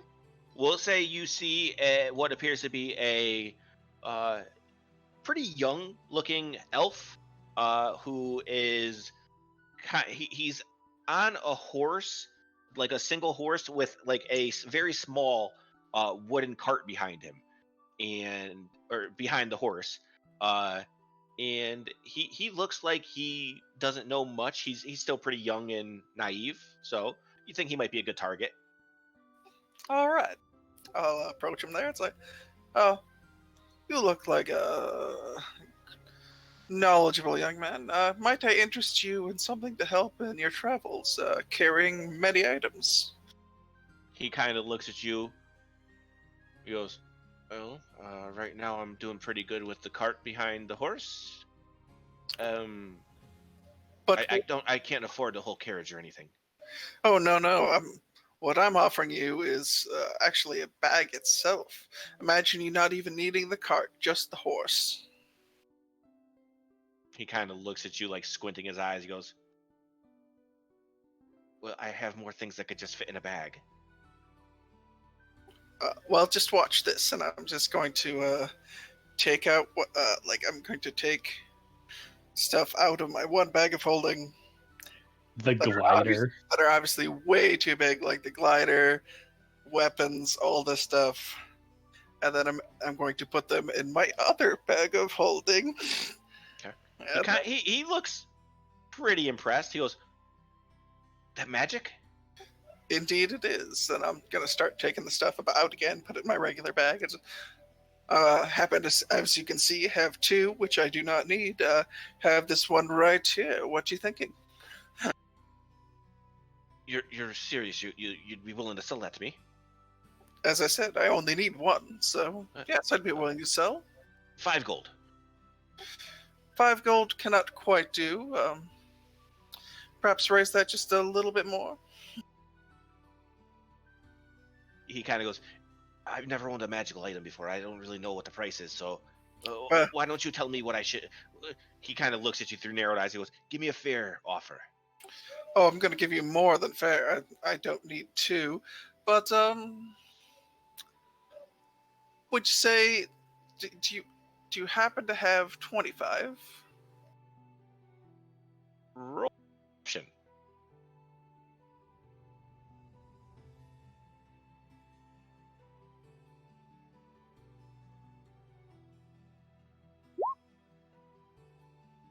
Wow.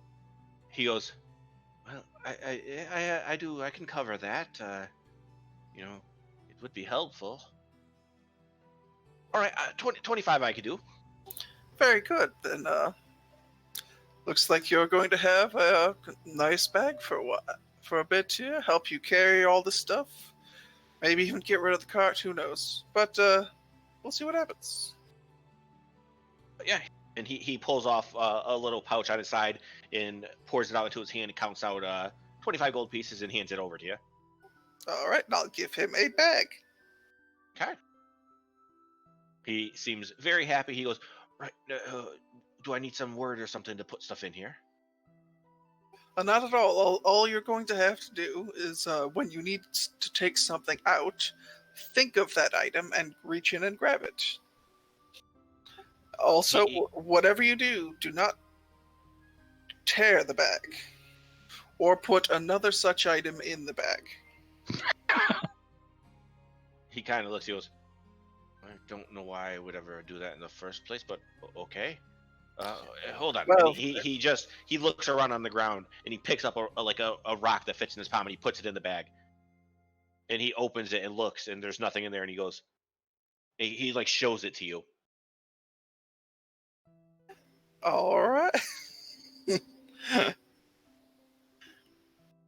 He kind of puts his hands in and then he comes back out with the rock again. There you He go. goes, "This is gonna be cool." Of course. Right. Well, thank you. I'm gonna go unload the cart into this. Have a good one. We're happening to head out pretty soon as well. He's gone already. He's too excited. Oh no. You just ruined another person. He's gonna be real sad when that becomes disenchanted and all this stuff explodes out of it Oh yeah, he should be good for a little while. after he's sold his cart. Hopefully not.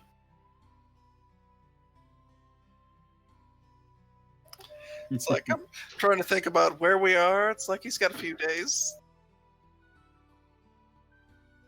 Well, the next morning, you guys are gonna head to Western next. I'm assuming. I believe that's the plan. Right. That will be another 3.5 days to travel. So you would get there maybe 2 to 3 around in the afternoon. You'd get to Western then. So you would be able to continue on afterwards, or you could stop there for the night. I mean, we could stop at the inn for a night. That seems fine to me. It might be nice to visit the stumbling stool again. Right. So then I'll say when you get there, there's been some more improvements made. just a nicer stage for performances, as well as Mhm. just improving some of the interior, like the tables and chairs and such. And you walk in and you notice Allison and Harold both there. She notices you immediately and has a big smile on her face and runs up to greet you, and just you're all back. We're just on our way through, but we thought we should stop here for the night. Good to see you. Glad you're all still here. What would you like? Could I get you drinks? Oh, that would be great. Thank you so much. She heads off and grabs some stuff. You see her as she's getting the drink. She points points over to you for her husband, and he gives you all a wave and continues on making drinks and such. And a few moments later, she brings it back and she just puts it all down. She goes, "We're a bit busy, but I'll be sure to come sit down in a few." Okay, thank you.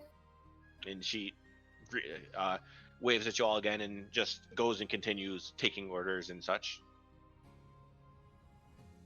Well, it's nice to see they're doing well. Yeah. Indeed, Oliver might need to, while we're here, give him another performance. That sounds like a good idea. It'd be a good chance to kind of try this thing out. Yeah. Yes, you can use your new lute. Yeah. And it gives you a chance to start eyeing up some other women.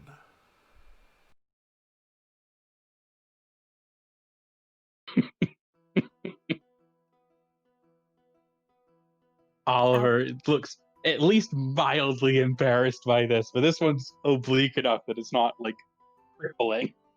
Alba winks at him. And now that is completely reversed.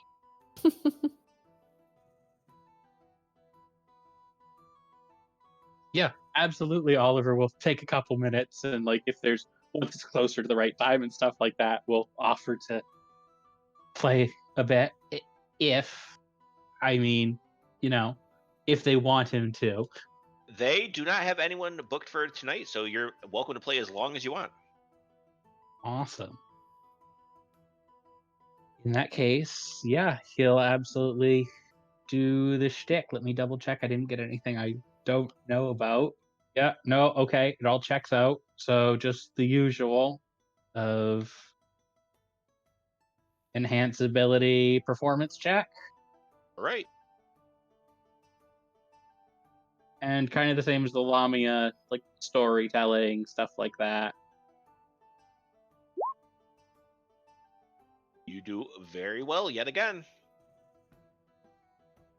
Everyone seems to be enjoying. A lot of the talking and stuff kind of quiets down as you're playing, as people are really paying attention. And yeah, everyone seems to like it. How did you want to play for like the entire night? Not the entire night, because he wants to, be able to, visit with the owners and everything. But So we'll at say least, you give it a couple hours. yeah, at least a couple hours. All right, go ahead and roll 2d20. Well, actually, I don't know. It's a smaller and 2d12.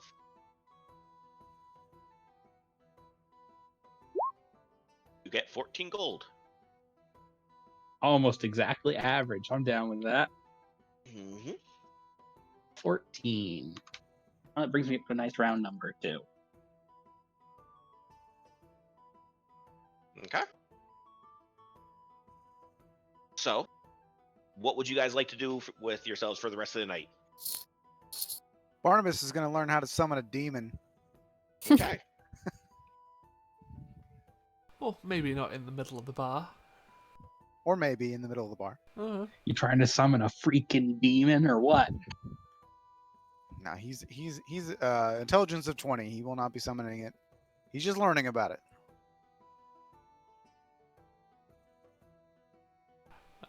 I think I'll have Gecko try to inquire about the young woman we sent up here from the bandit attack. Oh God, I don't remember her name right now. I have it. It's right here. From the bandit attack, you said? Which? Yeah, when we Gotcha. encountered it on the road. Yep. That was like. Nope, that's too far back. That is still too far back. Prime. Yes.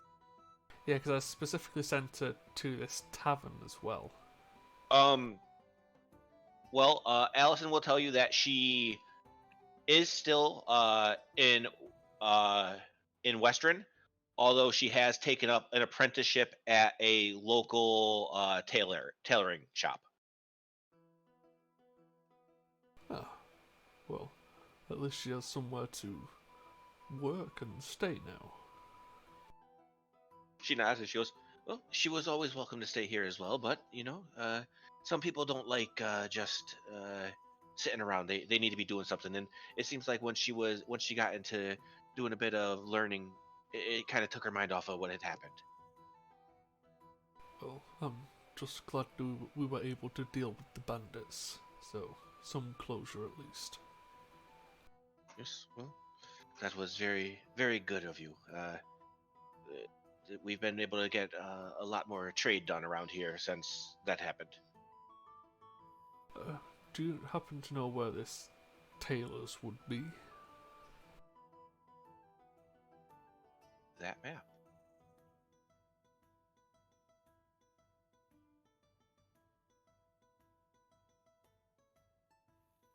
She tells you it is one of the larger buildings at the southern end of the market ward.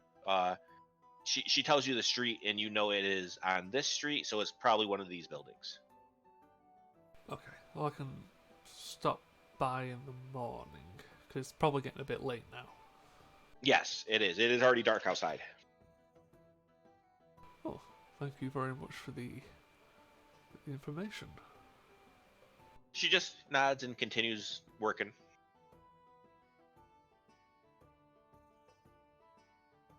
Do you think that we should stop in and say hello? I mean, I part of me thinks we should, but at the same time, I wouldn't want to bring up difficult memories. You know. Well, I planned on dropping my head in the morning before we left. If anyone else wished to join me, by all means. Yes, why not? I might come as well. If we're going to anyway, I'd like to at least see how she's doing.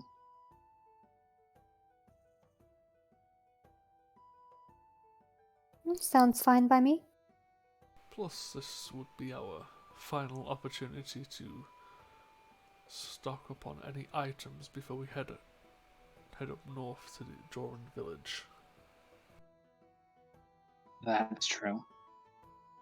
So if we are heading north, it's also the perfect opportunity to maybe get some slightly warmer clothes.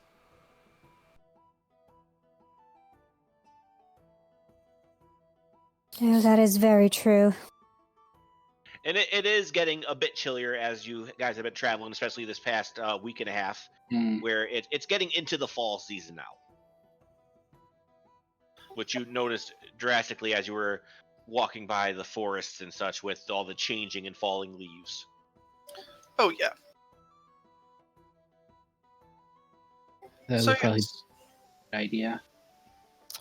We'll stop by in the morning before we head out then.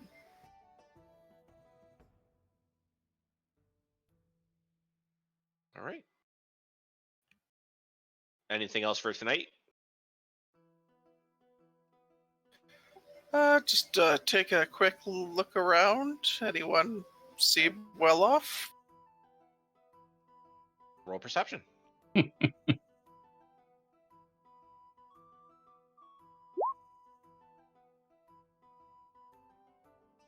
Not well off, but I mean, it seems like they're not struggling, but it does. No one in the tavern looks like to be wealthy or rich. Then we're good then. To be honest, the people who look like they probably have the most money would be Allison and Harold. Yeah, so no, we're good then. Okay. All right. So then, is it bedtime for everyone? Yep. Think it might be? Mhm. Is it a case of when we walk past Barnabas's room, we're gonna just suddenly hear him go, Balgura, trying to summon demons? Probably something like that. I didn't know Barnabas was into Tibetan throat singing. Barnabas speaks Abyssal, so who knows? Well, then, real quick, while everyone goes to sleep, we'll take a quick break because I need to fill up my water real quick.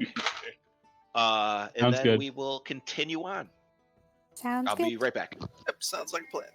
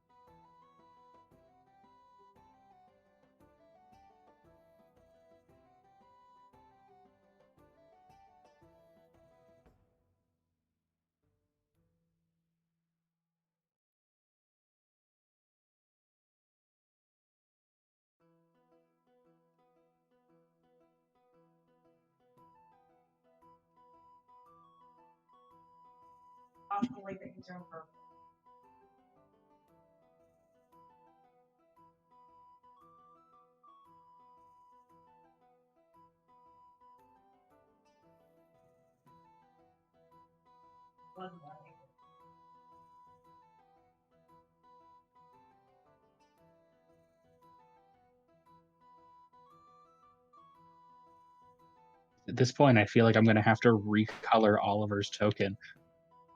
What, You guys have been purple? you guys have been brutal today. I love it, but you've been brutal.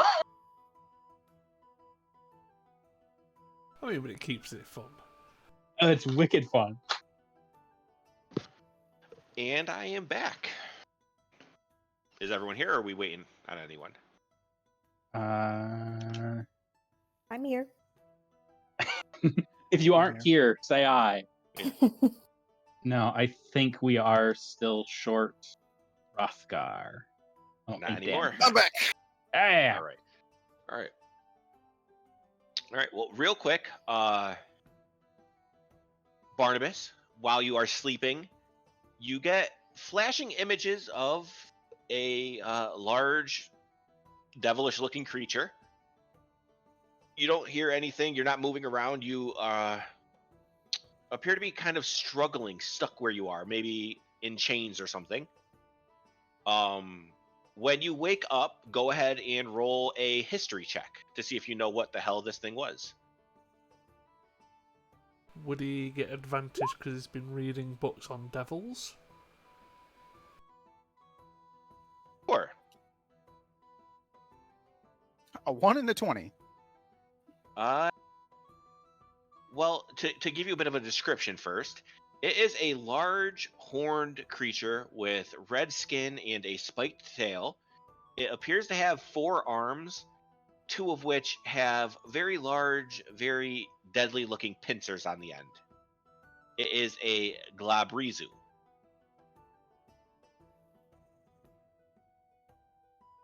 Why does that And just sound like a bad time? They are a bad time. And I will say, since it is a natural 20 and very high roll of, what was it, 27, you do know that they are a intelligent creature. Probably close to, if not as intelligent as you are. They can do some magical stuff. The only difference with this one is that it appears to be wearing heavy armor, which is strange. They mostly have like they're mostly armored by just their skin and such, but like natural armor. But this one is wearing actual plate mail.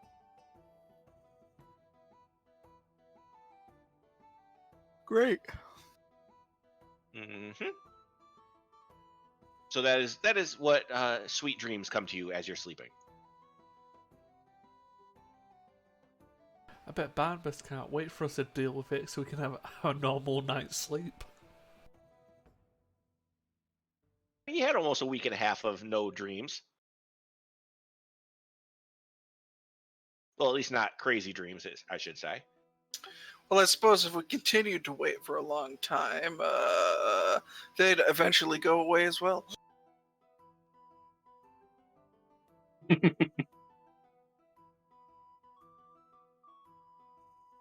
So, you guys are up, all gathered there in the morning. Breakfast, drinks ready for you as you get down. What are you guys doing? I believe I was going to be heading to a certain tailor's. And people were coming with me, I believe. Yep. Oh, yeah. Oliver will go.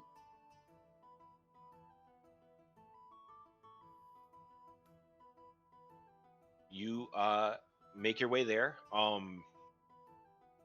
And you go in, and it appears to be a human man who is out front. He notices you all come in and just gives you like a welcoming smile, and continues on just like arranging things around the shop.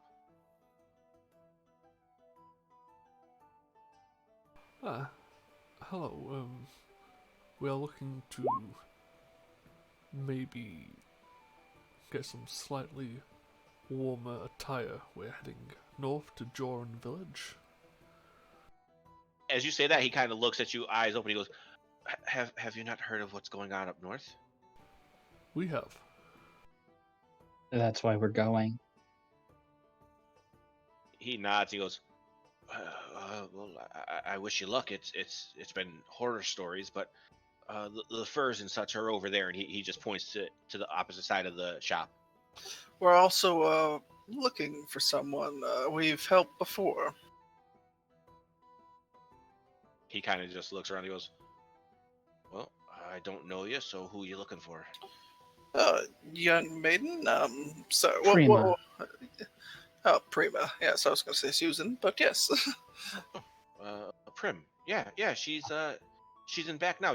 You know her? Yes, we were able to help her when. Well, she had some run-ins with. Heard bandits, the stories, yes, but I yes. just want to make sure you're not the wrong people to be looking for. Oh, of course. Give me a moment. I'll go grab her. He goes in back and takes a few minutes, but you see a door peek open and then burst open as she kind of is like, no, they're the ones who helped. Yes, and she kind of comes over, and she looks okay. I mean, it still has been a rough time for her, but she looks like to be doing okay. And she just approaches and she goes, "You all made your way back."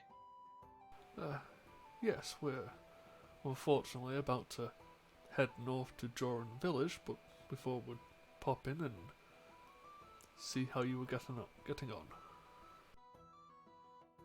It's been going pretty well. I stayed at the tavern that you all suggested for a few nights, but I got a bit stir crazy. Just sitting there thinking of what had happened, I needed to do something. That makes sense. And luckily, my mother taught me when I was younger to do a bit of sewing and repairs for clothes. So I came here and was lucky enough to get a bit of a job and a place to stay at the same time. Seems like a fine establishment to learn a trade. It sounds like you really landed on your feet. Well, it's been rough, but there's not much to do but continue on. So I'm doing what I can. Well, do you believe you could lend us your expert eye on some warmer attire? Her face kind of brightens up quickly, and she goes, "I've actually been working on some furs. Let me go grab them." And she runs off and comes back, and they look rather nice. They're pretty well made. They look to be very warm. There's none that are big enough to fit Rothgar or Geckel, though. There are other furs, just none that she has done herself. Oh, I'm sure these would do well for Oliver, Albert, and Barnabas. Yes, they're perfect. They look wonderful. She kind of looks up. She goes, "Not really sure what type of beast would have to be killed to get enough fur for either of you two." And she kind of looks. She goes, "But I believe we have some of that stuff over here. Come with me." And she walks you over, and there are other ones that look like they are definitely big enough for the two of you as well. I'm just picturing Rothgar running around in like these big, amazing, like owl bear clothes. On top of his armor that he never takes Yeah, off. that's the thing. Yeah. It's like I'd have to go on top of armor or underneath the armor. So, Okay, now I'm picturing Rothgar walking around in full armor with like feathers sticking out in odd places. There you go. Mm-hmm. so which would you recommend?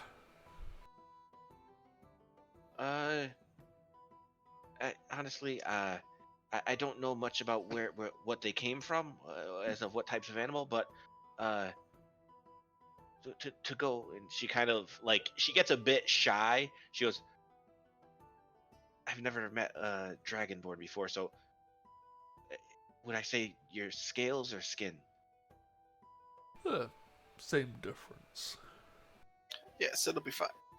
Well, with the blue, I think that one would go very nice. And she points to like it looks like a very darkish gray with like some highlighted white in it. Fur probably came from some sort of a dire wolf. Seems perfect. And then she kind of looks at you, Rothgar, and she goes, "I honestly have no idea what you look like, so I cannot help."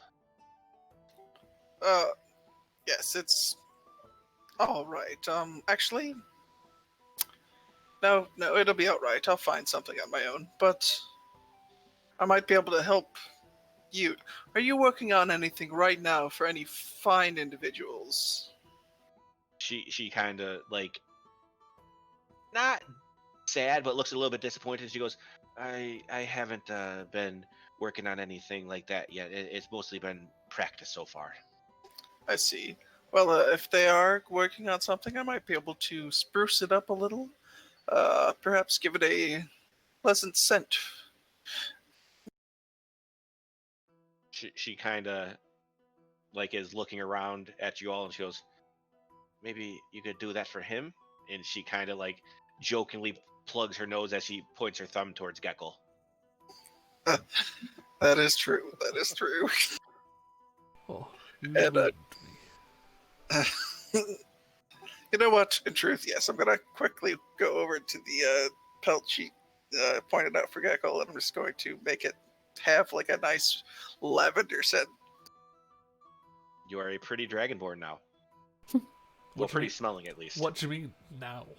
Oh, Well, Ooh. I think we can all agree you probably didn't smell that great before. He bathes. Weekly. So, how much would all of these cost? Honestly, the ones that I made myself, we don't sell them. It's just what I've had back there. So those would be yours for nothing. But and she kind of looks around. She goes, one that size would probably run about 2 gold. Oh, how much would an equivalent to one you made cost? She kind of lifts up her or shrugs her shoulders a bit. Goes, I don't know. If it were made by one of the people who, one of the masters here, or one of the ones who do the training, ones those size would probably be about 1 gold each. And I'll hand her 10 gold. She goes, I don't think you counted right. That's a lot more than what it would be. I believe I paid for what I asked for. Thank you. She kind of she blushes a little bit, turns a bit red, and she just kind of eventually nods her head and says, thank you very much. Hold on. And she goes off and hands the 2 gold for the one that she did not make to the owner of the place, and comes back when puts the 8 gold away in her pocket, and it goes, so I'm sure if you're headed north, you've heard what's going on. Please be safe. We will certainly try. Indeed. Perhaps we should start to get ready to head out then. I should be getting back to some work anyway. I've been trying to do more patterns on regular clothing. What is your employer's name? William. Excuse me, William. He kind of lifts his head up from what he was doing and comes over and goes, yes, sir. Prim here is quite the artist with her wares. Should probably keep an eye on her. You never know when someone might try to hire her elsewhere. He nods. He goes, she has improved very drastically, very quickly. But we're sure to keep her happy here, so she doesn't want to leave us. And she kind of smiles at him and nods at you. Well, we shouldn't take up any more of your time. Thank you very much. They both nod and say goodbye, and she heads back into the back area, and he goes back and is like straightening out more of the other clothing and stuff. As she's getting ready to head off, Oliver will just go off and give her a good luck with your studies and toss her a night. Okay. Yep, I'm also going to just go ahead and I'll catch up and catch her real quick. It's like, Graham, I'm sure you'll do quite nicely. Going to quickly tap her, give her an enhance ability. Do some good work today, and I want to make sure they've left before I do anything. Might you have a place where I could... I don't like to let people see me, but if you could see what I look like, could you potentially point out something nice? She goes, I don't see why not. Sure. And she opens the back door where she was heading anyway. All right. She brings you to a spot where they have just the cloth barriers that they could put around you, where they would have a person stand if they were tailoring a dress or a suit or something like that to them. So she just pulls those around you, and she goes, right, well, I guess helmet off then? Yep, I'm actually just gonna straight up take it off, drop disguise, all that good stuff. Ooh. And she goes, oh, not what I was expecting. But If you could keep it between us, that'd be wonderful. of course. So, what does she see underneath the non-disguise? What color hair and such? Oh yeah, just a black-haired gentleman, definitely a person of the sea. She goes, all right, yeah, put it back on. Come with me. All right. And she leads you back out and takes you over to what appears to be a black bear fur, which it has some latent areas in it, but it is almost perfectly black. Very good. She goes, well, this one's also a bit thinner in case you wanted to have it under your armor to keep you warm. It'll be perfect. Thank you. And price for this one? Same as the Dragonborn. It would be 2 gold. Very good. Here's 3. Do well today. Thank you. Stay safe. We'll try. Anyone else want to stop her and pay her?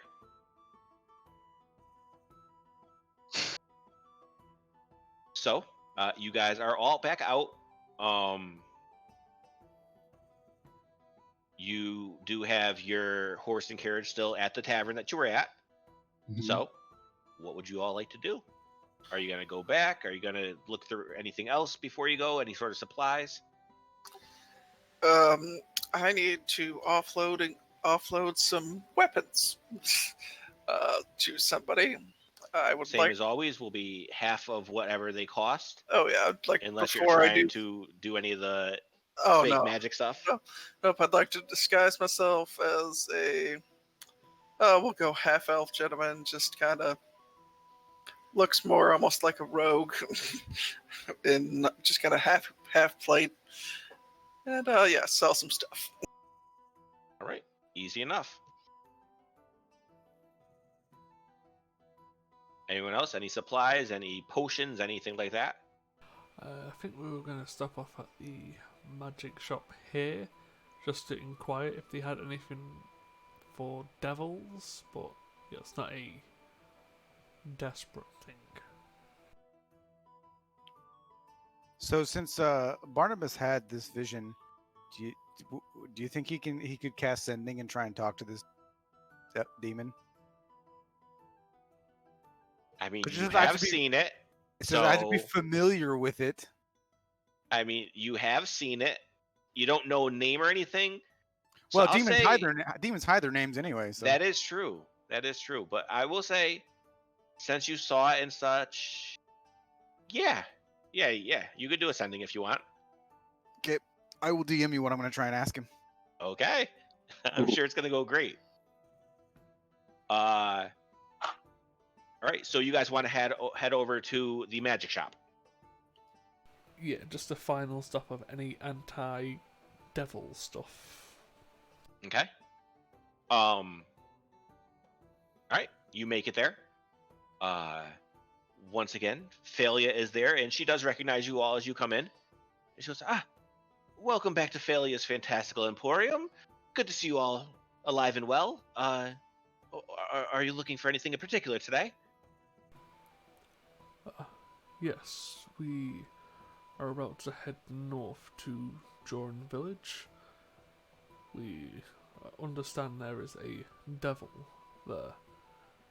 So we were inquiring if you had anything to maybe assist us in dealing with the devil. Nothing that is specific to devils, but I do have something that could make you a bit harder to hit. That could be helpful for many people in the group. Well, looking around, I think it would only be for you and the old man. They're bracers that will make you a bit harder to hit if you're not wearing any other sort of armor. Interesting. And how much would they put us back?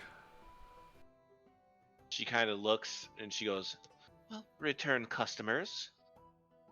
You spent quite a bit of money here before. Normally they go for 600, but you're going to try to deal with the devils up north, you say? Yes, seems to be a cult and a devil Oh, who leads them. I've heard very much about them. My sister lived there. She was able to escape, thankfully, but her home was destroyed. So, let's say I'll cut it in half for you, 300 gold. Very well, and I'll hand over 30 platinum pieces. Okay. And you have bracers of defense. Very nice. Awesome. She looks and as she hands them, she goes, "No, I always tell my customers not to die because I'd like them to come back to spend more money, of course. But with you, I really don't want you to die because I want you to kill that fiend." Well, let's hope that we can. If a cult and a demon stays in the area for too long, it's only a matter of time before something happens and they head south. Well, let's try to keep that from happening. And she also pulls out a little pouch and pushes it across the table to you. Oh. What is this, if you don't mind me asking? Just a couple potions to make yourself feel a bit better in case they do end up hitting you anyway. And it's 2 regulars and 1 greater healing potion. Jay, Sure? She nods and she goes, "They destroyed my family's home. I'm very sure." Thank you very much. Hopefully we won't need them, and I'll be able to return them to you. Well, then if you come back trying to return them to me, I'll take it as that you were able to do what you said you're going to do, and there'll be a reward anyway. Well, I'm definitely looking forward to my next visit then. Thank you for your help. She just nods at you. And anyone else? Anything?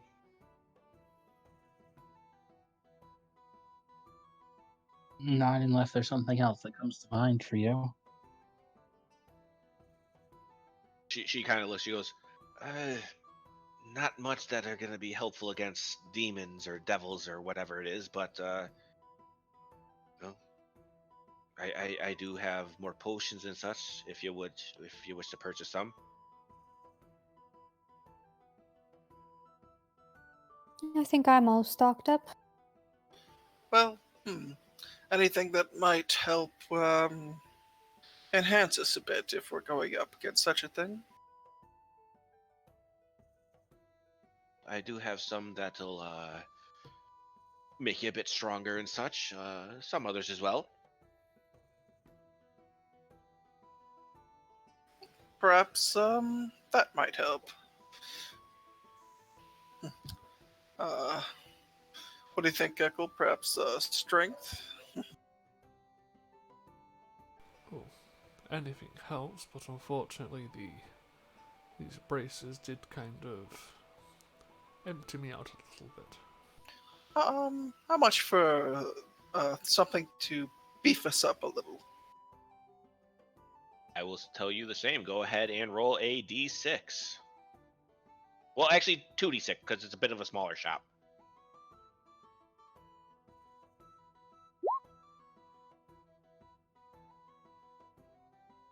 Three and a 9, or a 6. Once again, she does happen to have a potion of Storm Giant Strength. And then the other one is a potion of Fire Giant Strength. Or actually, no, I'm sorry, Stone Giant Strength. Oh, okay. The Stone Giant one is rare, and it is also 23 Strength, which is the same as the Frost Giant one. And I'll just, even if you guys all pulled your money together, you can't afford the Legendary one. No shit.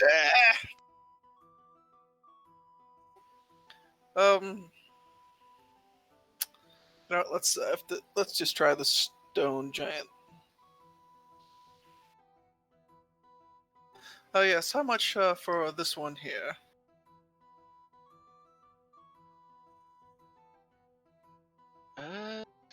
Let me see.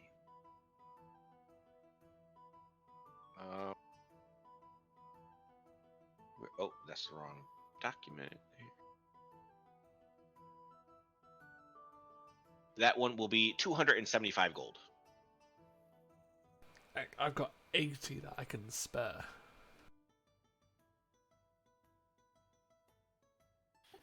I have some extra if we need it. I was gonna say we can pull it together if need be. So yeah, I'll put 80 towards it, and that'll be me out. I can throw 125 at it. As you guys are all like thinking about this, she also does have a potion of heroism. Oh, nice.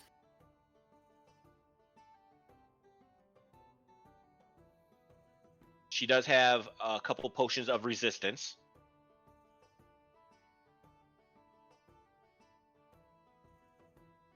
How much is the potion of heroism? That is also rare, so that'll also be the same price.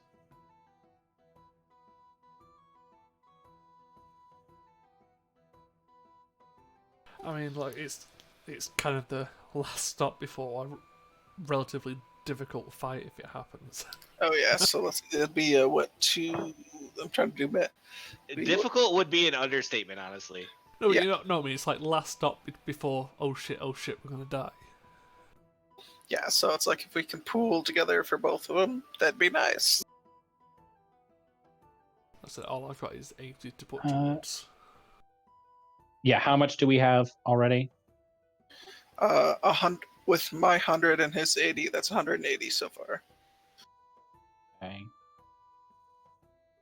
I've got 50 I can give.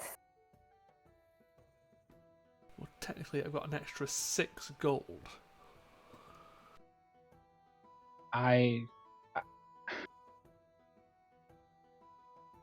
You said it was how much for one potion? He said it was 225. 275. 275. Yeah. It might be worth getting the heroism and just leaving the giant strength. Yeah. Yep. Oliver will go up and pay for the potion of heroism. Oh, just straight up for it? Uh-huh. Oh, wow. Okay. So 275 out. Okay. Well then, Mr. Big Spender. I am down to 25 gold. And some silver. Well, seems we're as stocked as we're gonna get here. And Oliver will take that potion and hand it immediately to Geckel, if he will take it. Jesus, I'm just gonna be drinking everything. If you can't use it, then maybe someone else, but I figure it's the least I can do after all the times you've helped me with different stuff.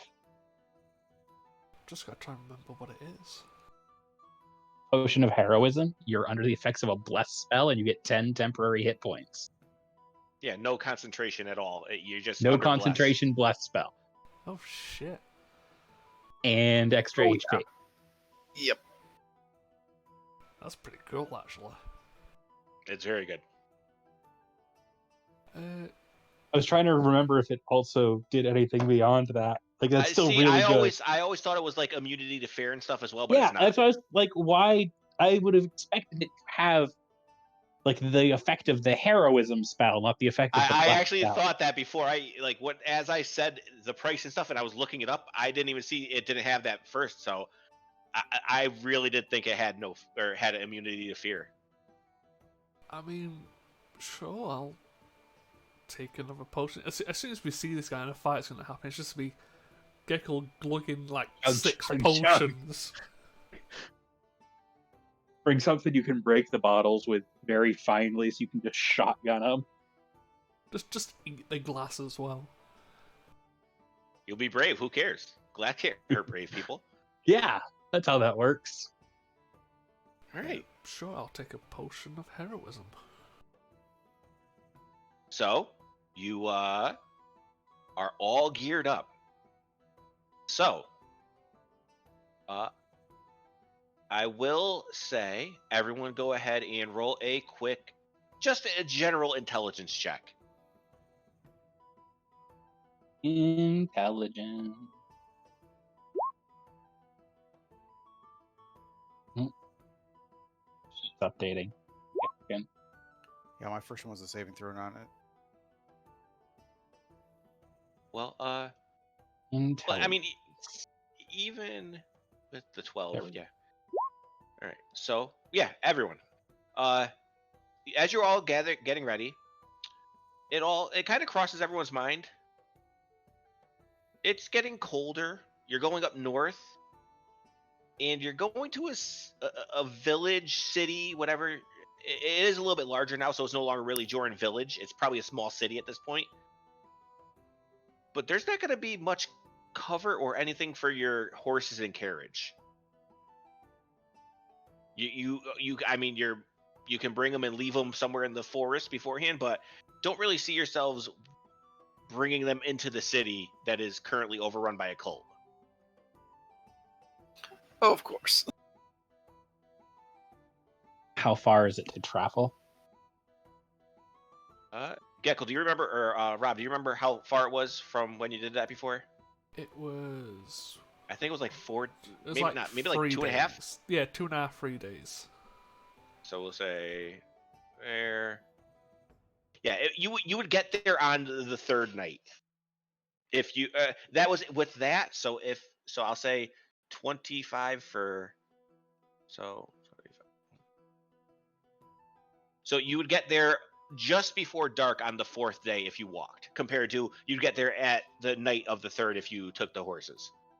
So maybe leave the horses and carriage at the inn and just hoof it.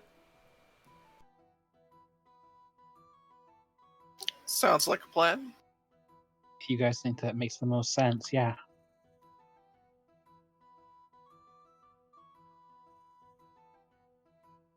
Oh, who would like some of these healing potions?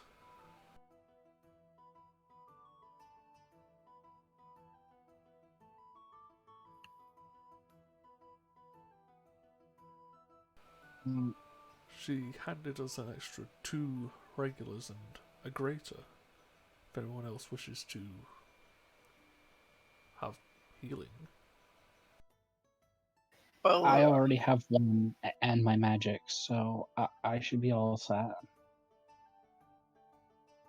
perhaps Barnabas take a regular potion there, and Barnabas already has one. He doesn't. It's not a good idea to give Barnabas. He won't need it because if he gets hit, he's probably going to die, and you don't. And he's not going to run around and give healing potions to anybody else because he's going to stay in the back, away from everybody. Possibly Alba, but everyone else, go fuck yourself. Pretty yeah, much. then yeah, there you go. And then figure Alba can also take a potion there. Yeah, because as it stands, before we received the extra 3, I had a potion of healing and greater. So, unless I'm going to be strapping bottles to my chest to fight a devil. Yeah, I have 2 potions of healing and a greater as well. So I mean, like, I would take them if no one else can use them, just in case my magic isn't good enough. But if no one else needs them, I can certainly help people with them. Well, I assume I'm going to, if we do get into a fight, I'm going to get the ever-loving shit beat out of me. So, I'll probably be drinking them as I get hit, but it doesn't harm in spreading them out.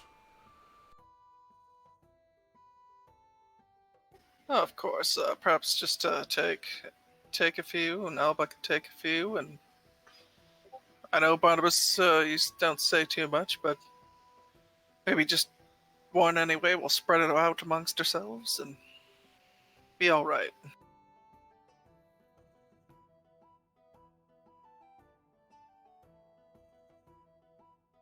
Well, more importantly, probably advantageous to let you all know that as you were doing your shopping, I did make an attempt to. Well, I suppose I should back up a moment. I had a vision of a demon who I assume is the one that we're going after, devil with the cult and whatnot. So I thought it might be prudent to send him a message to, as we discussed earlier, possibly avoiding a fight.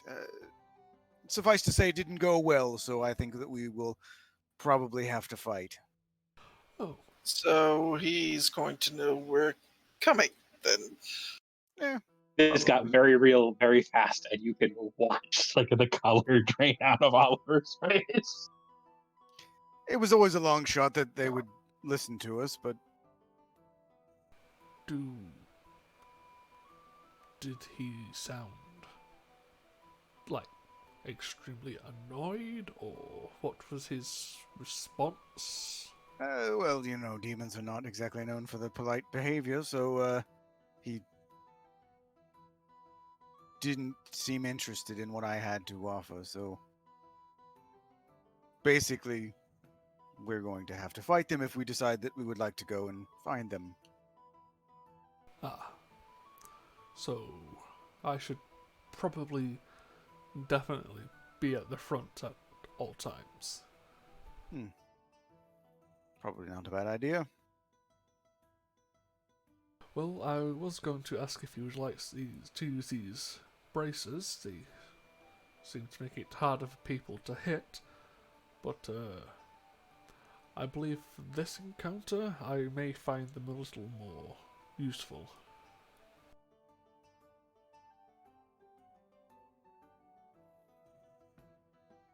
Yes, I think you keep them for now.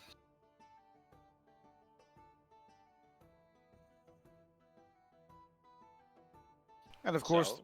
there is also the possibility that, though I doubt he would surrender if we are successful in bringing him to near death, he might be a little more amenable to negotiation at that point.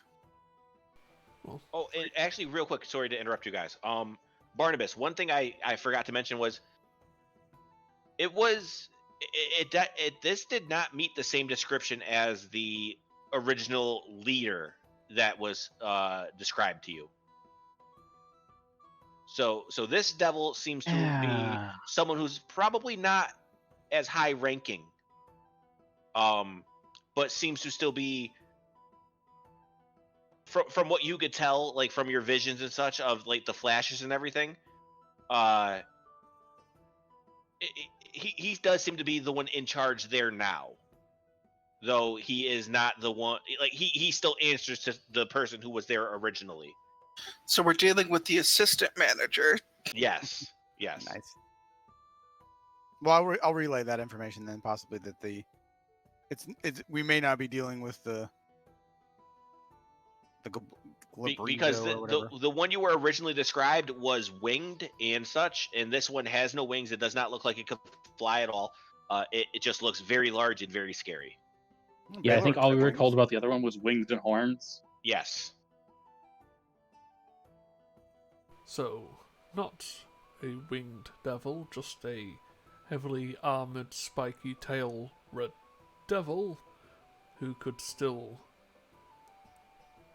possibly kill us all. What's the worst that could happen? We could die. Alba's pretty good at that. Actually, no, that's not the worst that could happen. From what I know from devils, they could send us to hell. Yes, but you can return from hell, so maybe that's better than death. We'll see what happens. Well, it seems unless there is anything else we need to prepare, it may be time to just set off. So yes, drop off the horses and hoof it out. We're dealing with devils. And real quick, because Terra lost internet, I can give you guys an option. I'm good either way.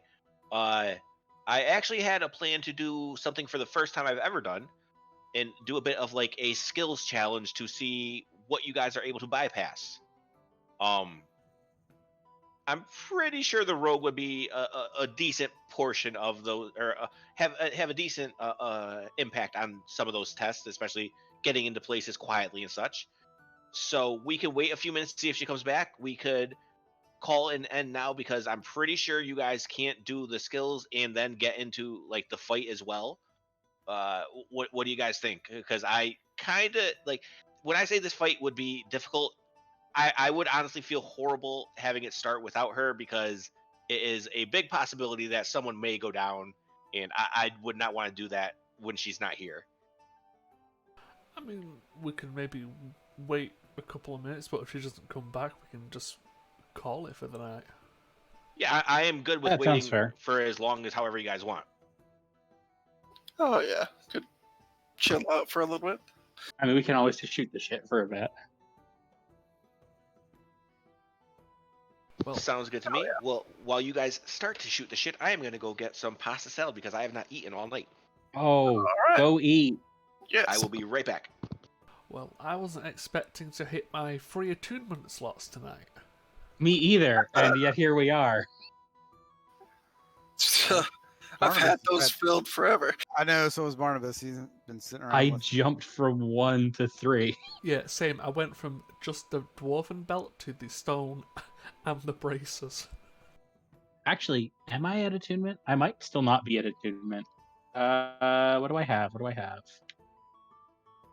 And I wasn't expecting to have an AC of 19 at level 5 as a barbarian. Ouch. You should use a shield and have... No, you can't with the bracers, can you? Oh no, I can use a shield, Oh, but no, I'm you using a can use a great sword. No, it's using two-handed weapons. So Go, like, battle axe and shield and have a 21. And we would... Well, no. Then you'd have a higher one than me. Yeah, I still need to get hit to make myself look like an appealing target. Barnabas has a staff of defense, and his AC is still 12. Hey, like I said, after this encounter, I don't mind handing you the bracers. It's just I assume if I'm going to be teeing off with a devil, I'm going to get Oh, I the guess- shit beat out of me. I'm still not at attunement. I have 1 free because the Cape of the Mountebank is not an attunement-based item. That's Barnabas a would have to get cool item. Yeah, Barnabas would have to get rid of his hat of wizardry. Because he's got the ring of spell storing and a staff of defense that require attunement, and he's not getting rid of those. But Yeah, those are both amazing. yeah, so the hat of wizardry only basically gives him a random cantrip that he doesn't know. And doesn't the cape give you like basically a dimension Cape. door? The Cape gives me a once-a-day dimension door. That also includes, like, clouds of smoke. This smells like sulfur. And it smells like sulfur. Well, you gotta say it in D&D terms. Just say it smells like brimstone. Brimstone and sulfur are the same thing, but brimstone sounds way cooler. Mm-hmm. I will say the one, well, the one positive of this whole COVID shit is my mother's been staying with me and cooking a lot of food. Nice. Yeah?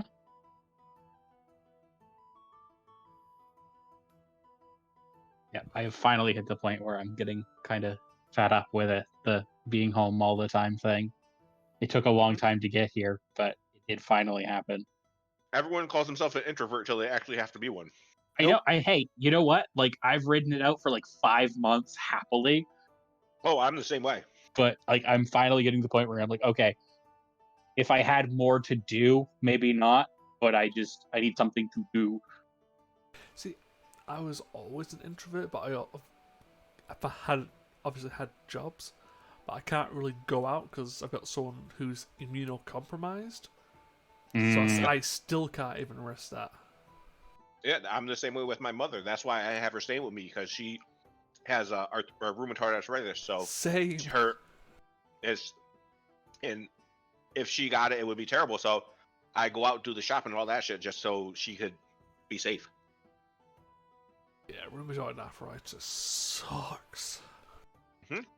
Yeah. I live by myself, and I've always been an introvert, and I'm still enjoying not having to drive to an office to go to work. And yeah, it's cool with me. I'm still enjoying it. I think that would be the difference. Is if I was working, I might be happier with it, but I've still been laid off. Yeah. So, because social work. Well, to be fair, I'm doing school, so that might be keeping me a little bit sane too. Yeah. Although, to be fair, being at home and actually having to do the work is the worst part of my day. So, Like, there was a brief period that they brought me back for, and I was like, I agree. I was like, this is horrible. But, like that, I think, in hindsight, may have been what kept me doing this so relatively easily, was because at least it took up some of my day, so I wasn't just sitting on the couch yeah. surfing the internet for like days at a time. I wish I was independently wealthy. I'd just play D&D every day Oh, Right? there you instead of go. working. So, I have strongly considered, like, on the one hand, I could just join a bunch of D&D groups, but once this is over, I'd have to bail on most of them, and that would not be fun. That's true, but God knows how long this is going to be.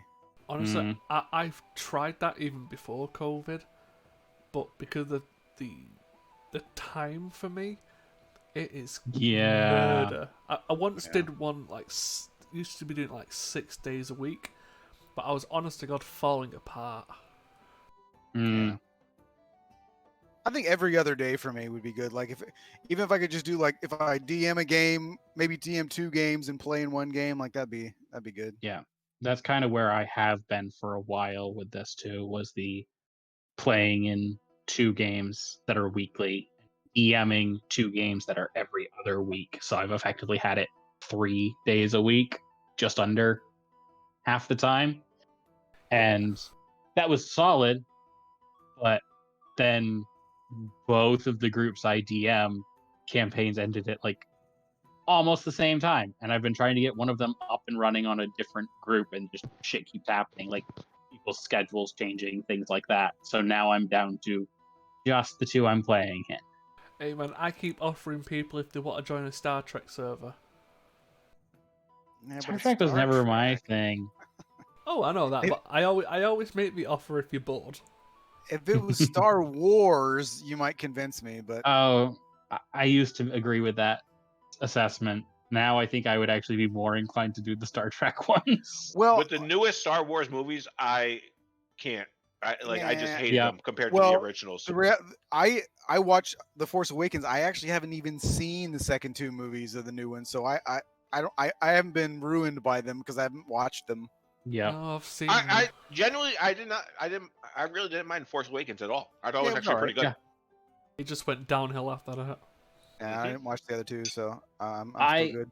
I enjoyed all of them as I was watching them because I have terrible taste in movies, but the longer I had to think about them afterwards, the less I have liked them. See, myself, I enjoy like to me, I look at it this way: The Force Awakens is to be expected. It's the safe bet type of movie. And then the second one, I at least applaud. Like, yeah, good. You're trying to do something different. I can deal with this. Cool. And then, but because they got so much backlash, we got the third one, which was just fans. You didn't like it, so here, remember this, and it's just. Yeah. I I almost actually wonder. completely agree. I almost wonder what it would have been like, because as much as the second one frustrated a lot of people, myself included, like it did try interesting things, but I wonder if they had kept the same director through all 3, if it would have been better as a whole. Because even though he came back and mucked up the last one, like a lot of that was just trying to undo what the second one did. Well, like- and from what I understand, that was what it was. J.J. Abrams had already sort of set out where he saw it going, and then Rian Johnson just discarded all of it and did his own thing. So I think that like if J.J. Abrams would have stayed, it would have been better because he was setting it up. Here's what I'm gonna do in Force Awakens, and then he told everybody this is where I see this going afterwards. That was sort of his like, here it is. I'm not gonna direct it, but here's where I was going with the story. And then Rian Johnson was just like, I'm not doing any of that, and they let him not do any of that. So I mean, it's Disney's fault really for letting him just scrap the whole thing and then had to backtrack, like you said. Oh, yeah. J.J. Abrams come back and be like, oh, well, crap, that wasn't what I was going to do. So now I'm going to try and make it not, I'm just going to ruin everything and then make it all convoluted and confusing. Not even make a good movie. You got to make it a good movie that makes up for the last movie as well. Yeah, it's like, whatever. But it was. I completely agree with the whole, at least they're trying something different with how many freaking movies there are remakes nowadays. I can't stand it.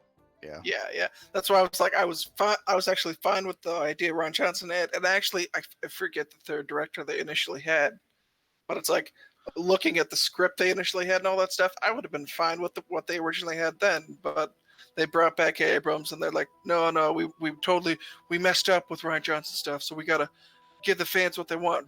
Do that, Abrams, and it's just, yeah, I don't like it. Yeah, that like. I put up with a lot of stuff through, like, I was a avid Star Wars fan. Like, I was doing play-by-post role-playing games set in Star Wars Expanded Universe since I was in high school. Like, it was a big investment, and, like, that trilogy of movies was finally enough to, like, push me over the edge to be like, nope, not that. More of a Lord of the Rings guy now. I would actually love to play a Lord of the Rings. As far as I know, the actual tabletop game is not great.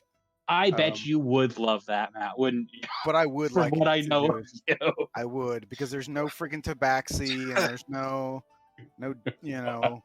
Oh yeah, beast people. it's from what I understand, it's not too bad. I like the story element idea, that it helps explain how you can be a hobbit and get away with how much crap. I mean, I think Matt would love to play an Urukai wizard. Yeah, right. I mean, for me, what it would be though is like I would never in a million years want to DM a Lord of the Rings game, because as much as I enjoy it, I would not want to get into the lore of that as deeply as I feel like you would need to.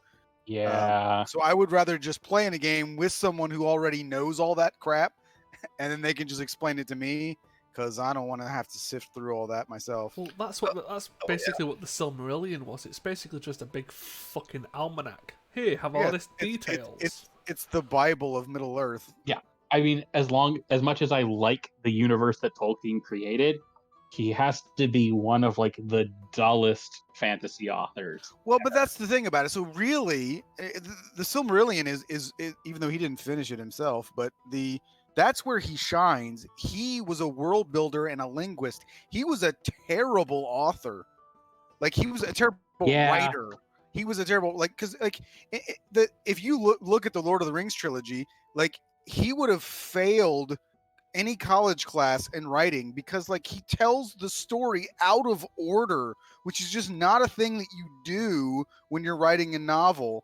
Like, the fact that he tells half the story of what happens to like Frodo, and then he goes back in time and starts everybody else's thing. He doesn't tell them simultaneously like you would. Like, here's the events as they occur. I'm going to tell you this full story arc, and then I'm going to go back to the start of that story arc and tell you what happened to the other people before I go back again and tell you what happened to Frodo. So he basically writes like the most affected person with ADHD in the world. Yeah. It's like, here's a butterfly, I'm going to write about that now. Oh, here's a duck, I'm going to write about that now. It's like, he can't keep track. And people try to claim that, like, oh, but it's great because it leaves Frodo's fate when he fights Sheloth.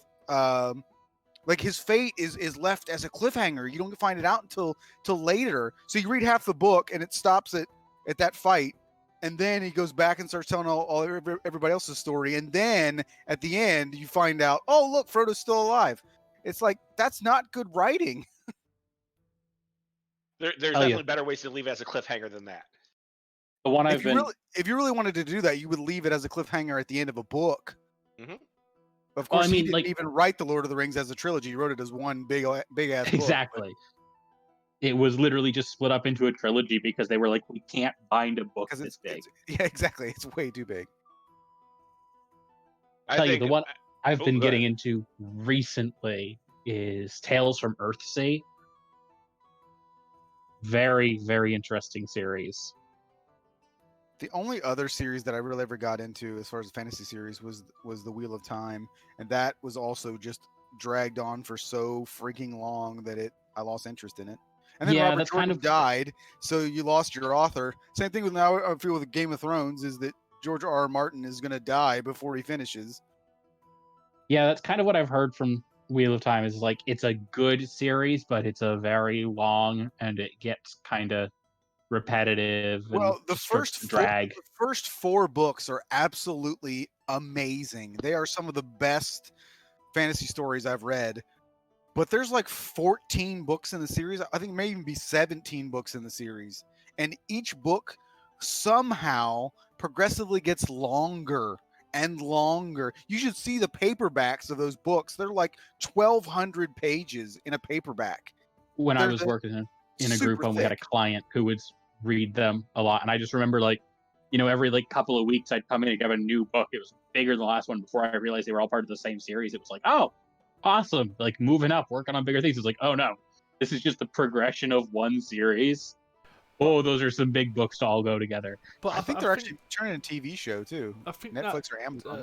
Generally happens when you have a large enough series of books, because it's the same with R.A. Salvador's books relating to D&D. I think True. he's up like close to 30 books now. Yep, he does Star Wars books too, actually.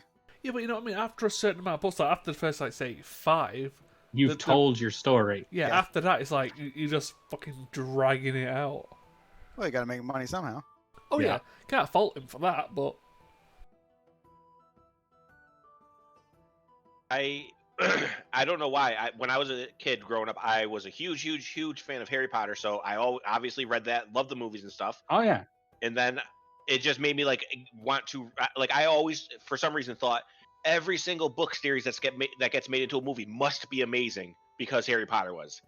So I read like the Percy Jackson books and shit when I was younger and stuff like that. So it was like, See, I've heard good things about the Percy Jackson books. I was a little too old for them when they came out, but I've heard good things about the books, and just the adaptations are really I think there was only 2 problematic. movies of it, and I was the same. But for some reason, I was like, you know what? I loved Harry Potter so much, I'm just gonna try it. I was like, it was all right. I mean, it was a little bit childish, but then I did Mortal Instruments, which I thought was decent books, but I watched a TV show for that, and it was okay at best. yeah. Well, they made 2 movies, I think, or maybe only 1 movie. But I think They made only one TV Mortal show. Instruments movie, and then they made it into like FX series or something. Well, and the other one I was thinking of was it's kind of a fantasy book and also kind of sci-fi-ish. But His Dark Materials, The Golden Compass was the movie that they made out of that. Yep. Oh, first Yeah. one, which was awful. But I think that they're doing a TV show. They did a TV show. yeah, that's they've supposed done it. to be better. But those books are great. The adaptations are terrible.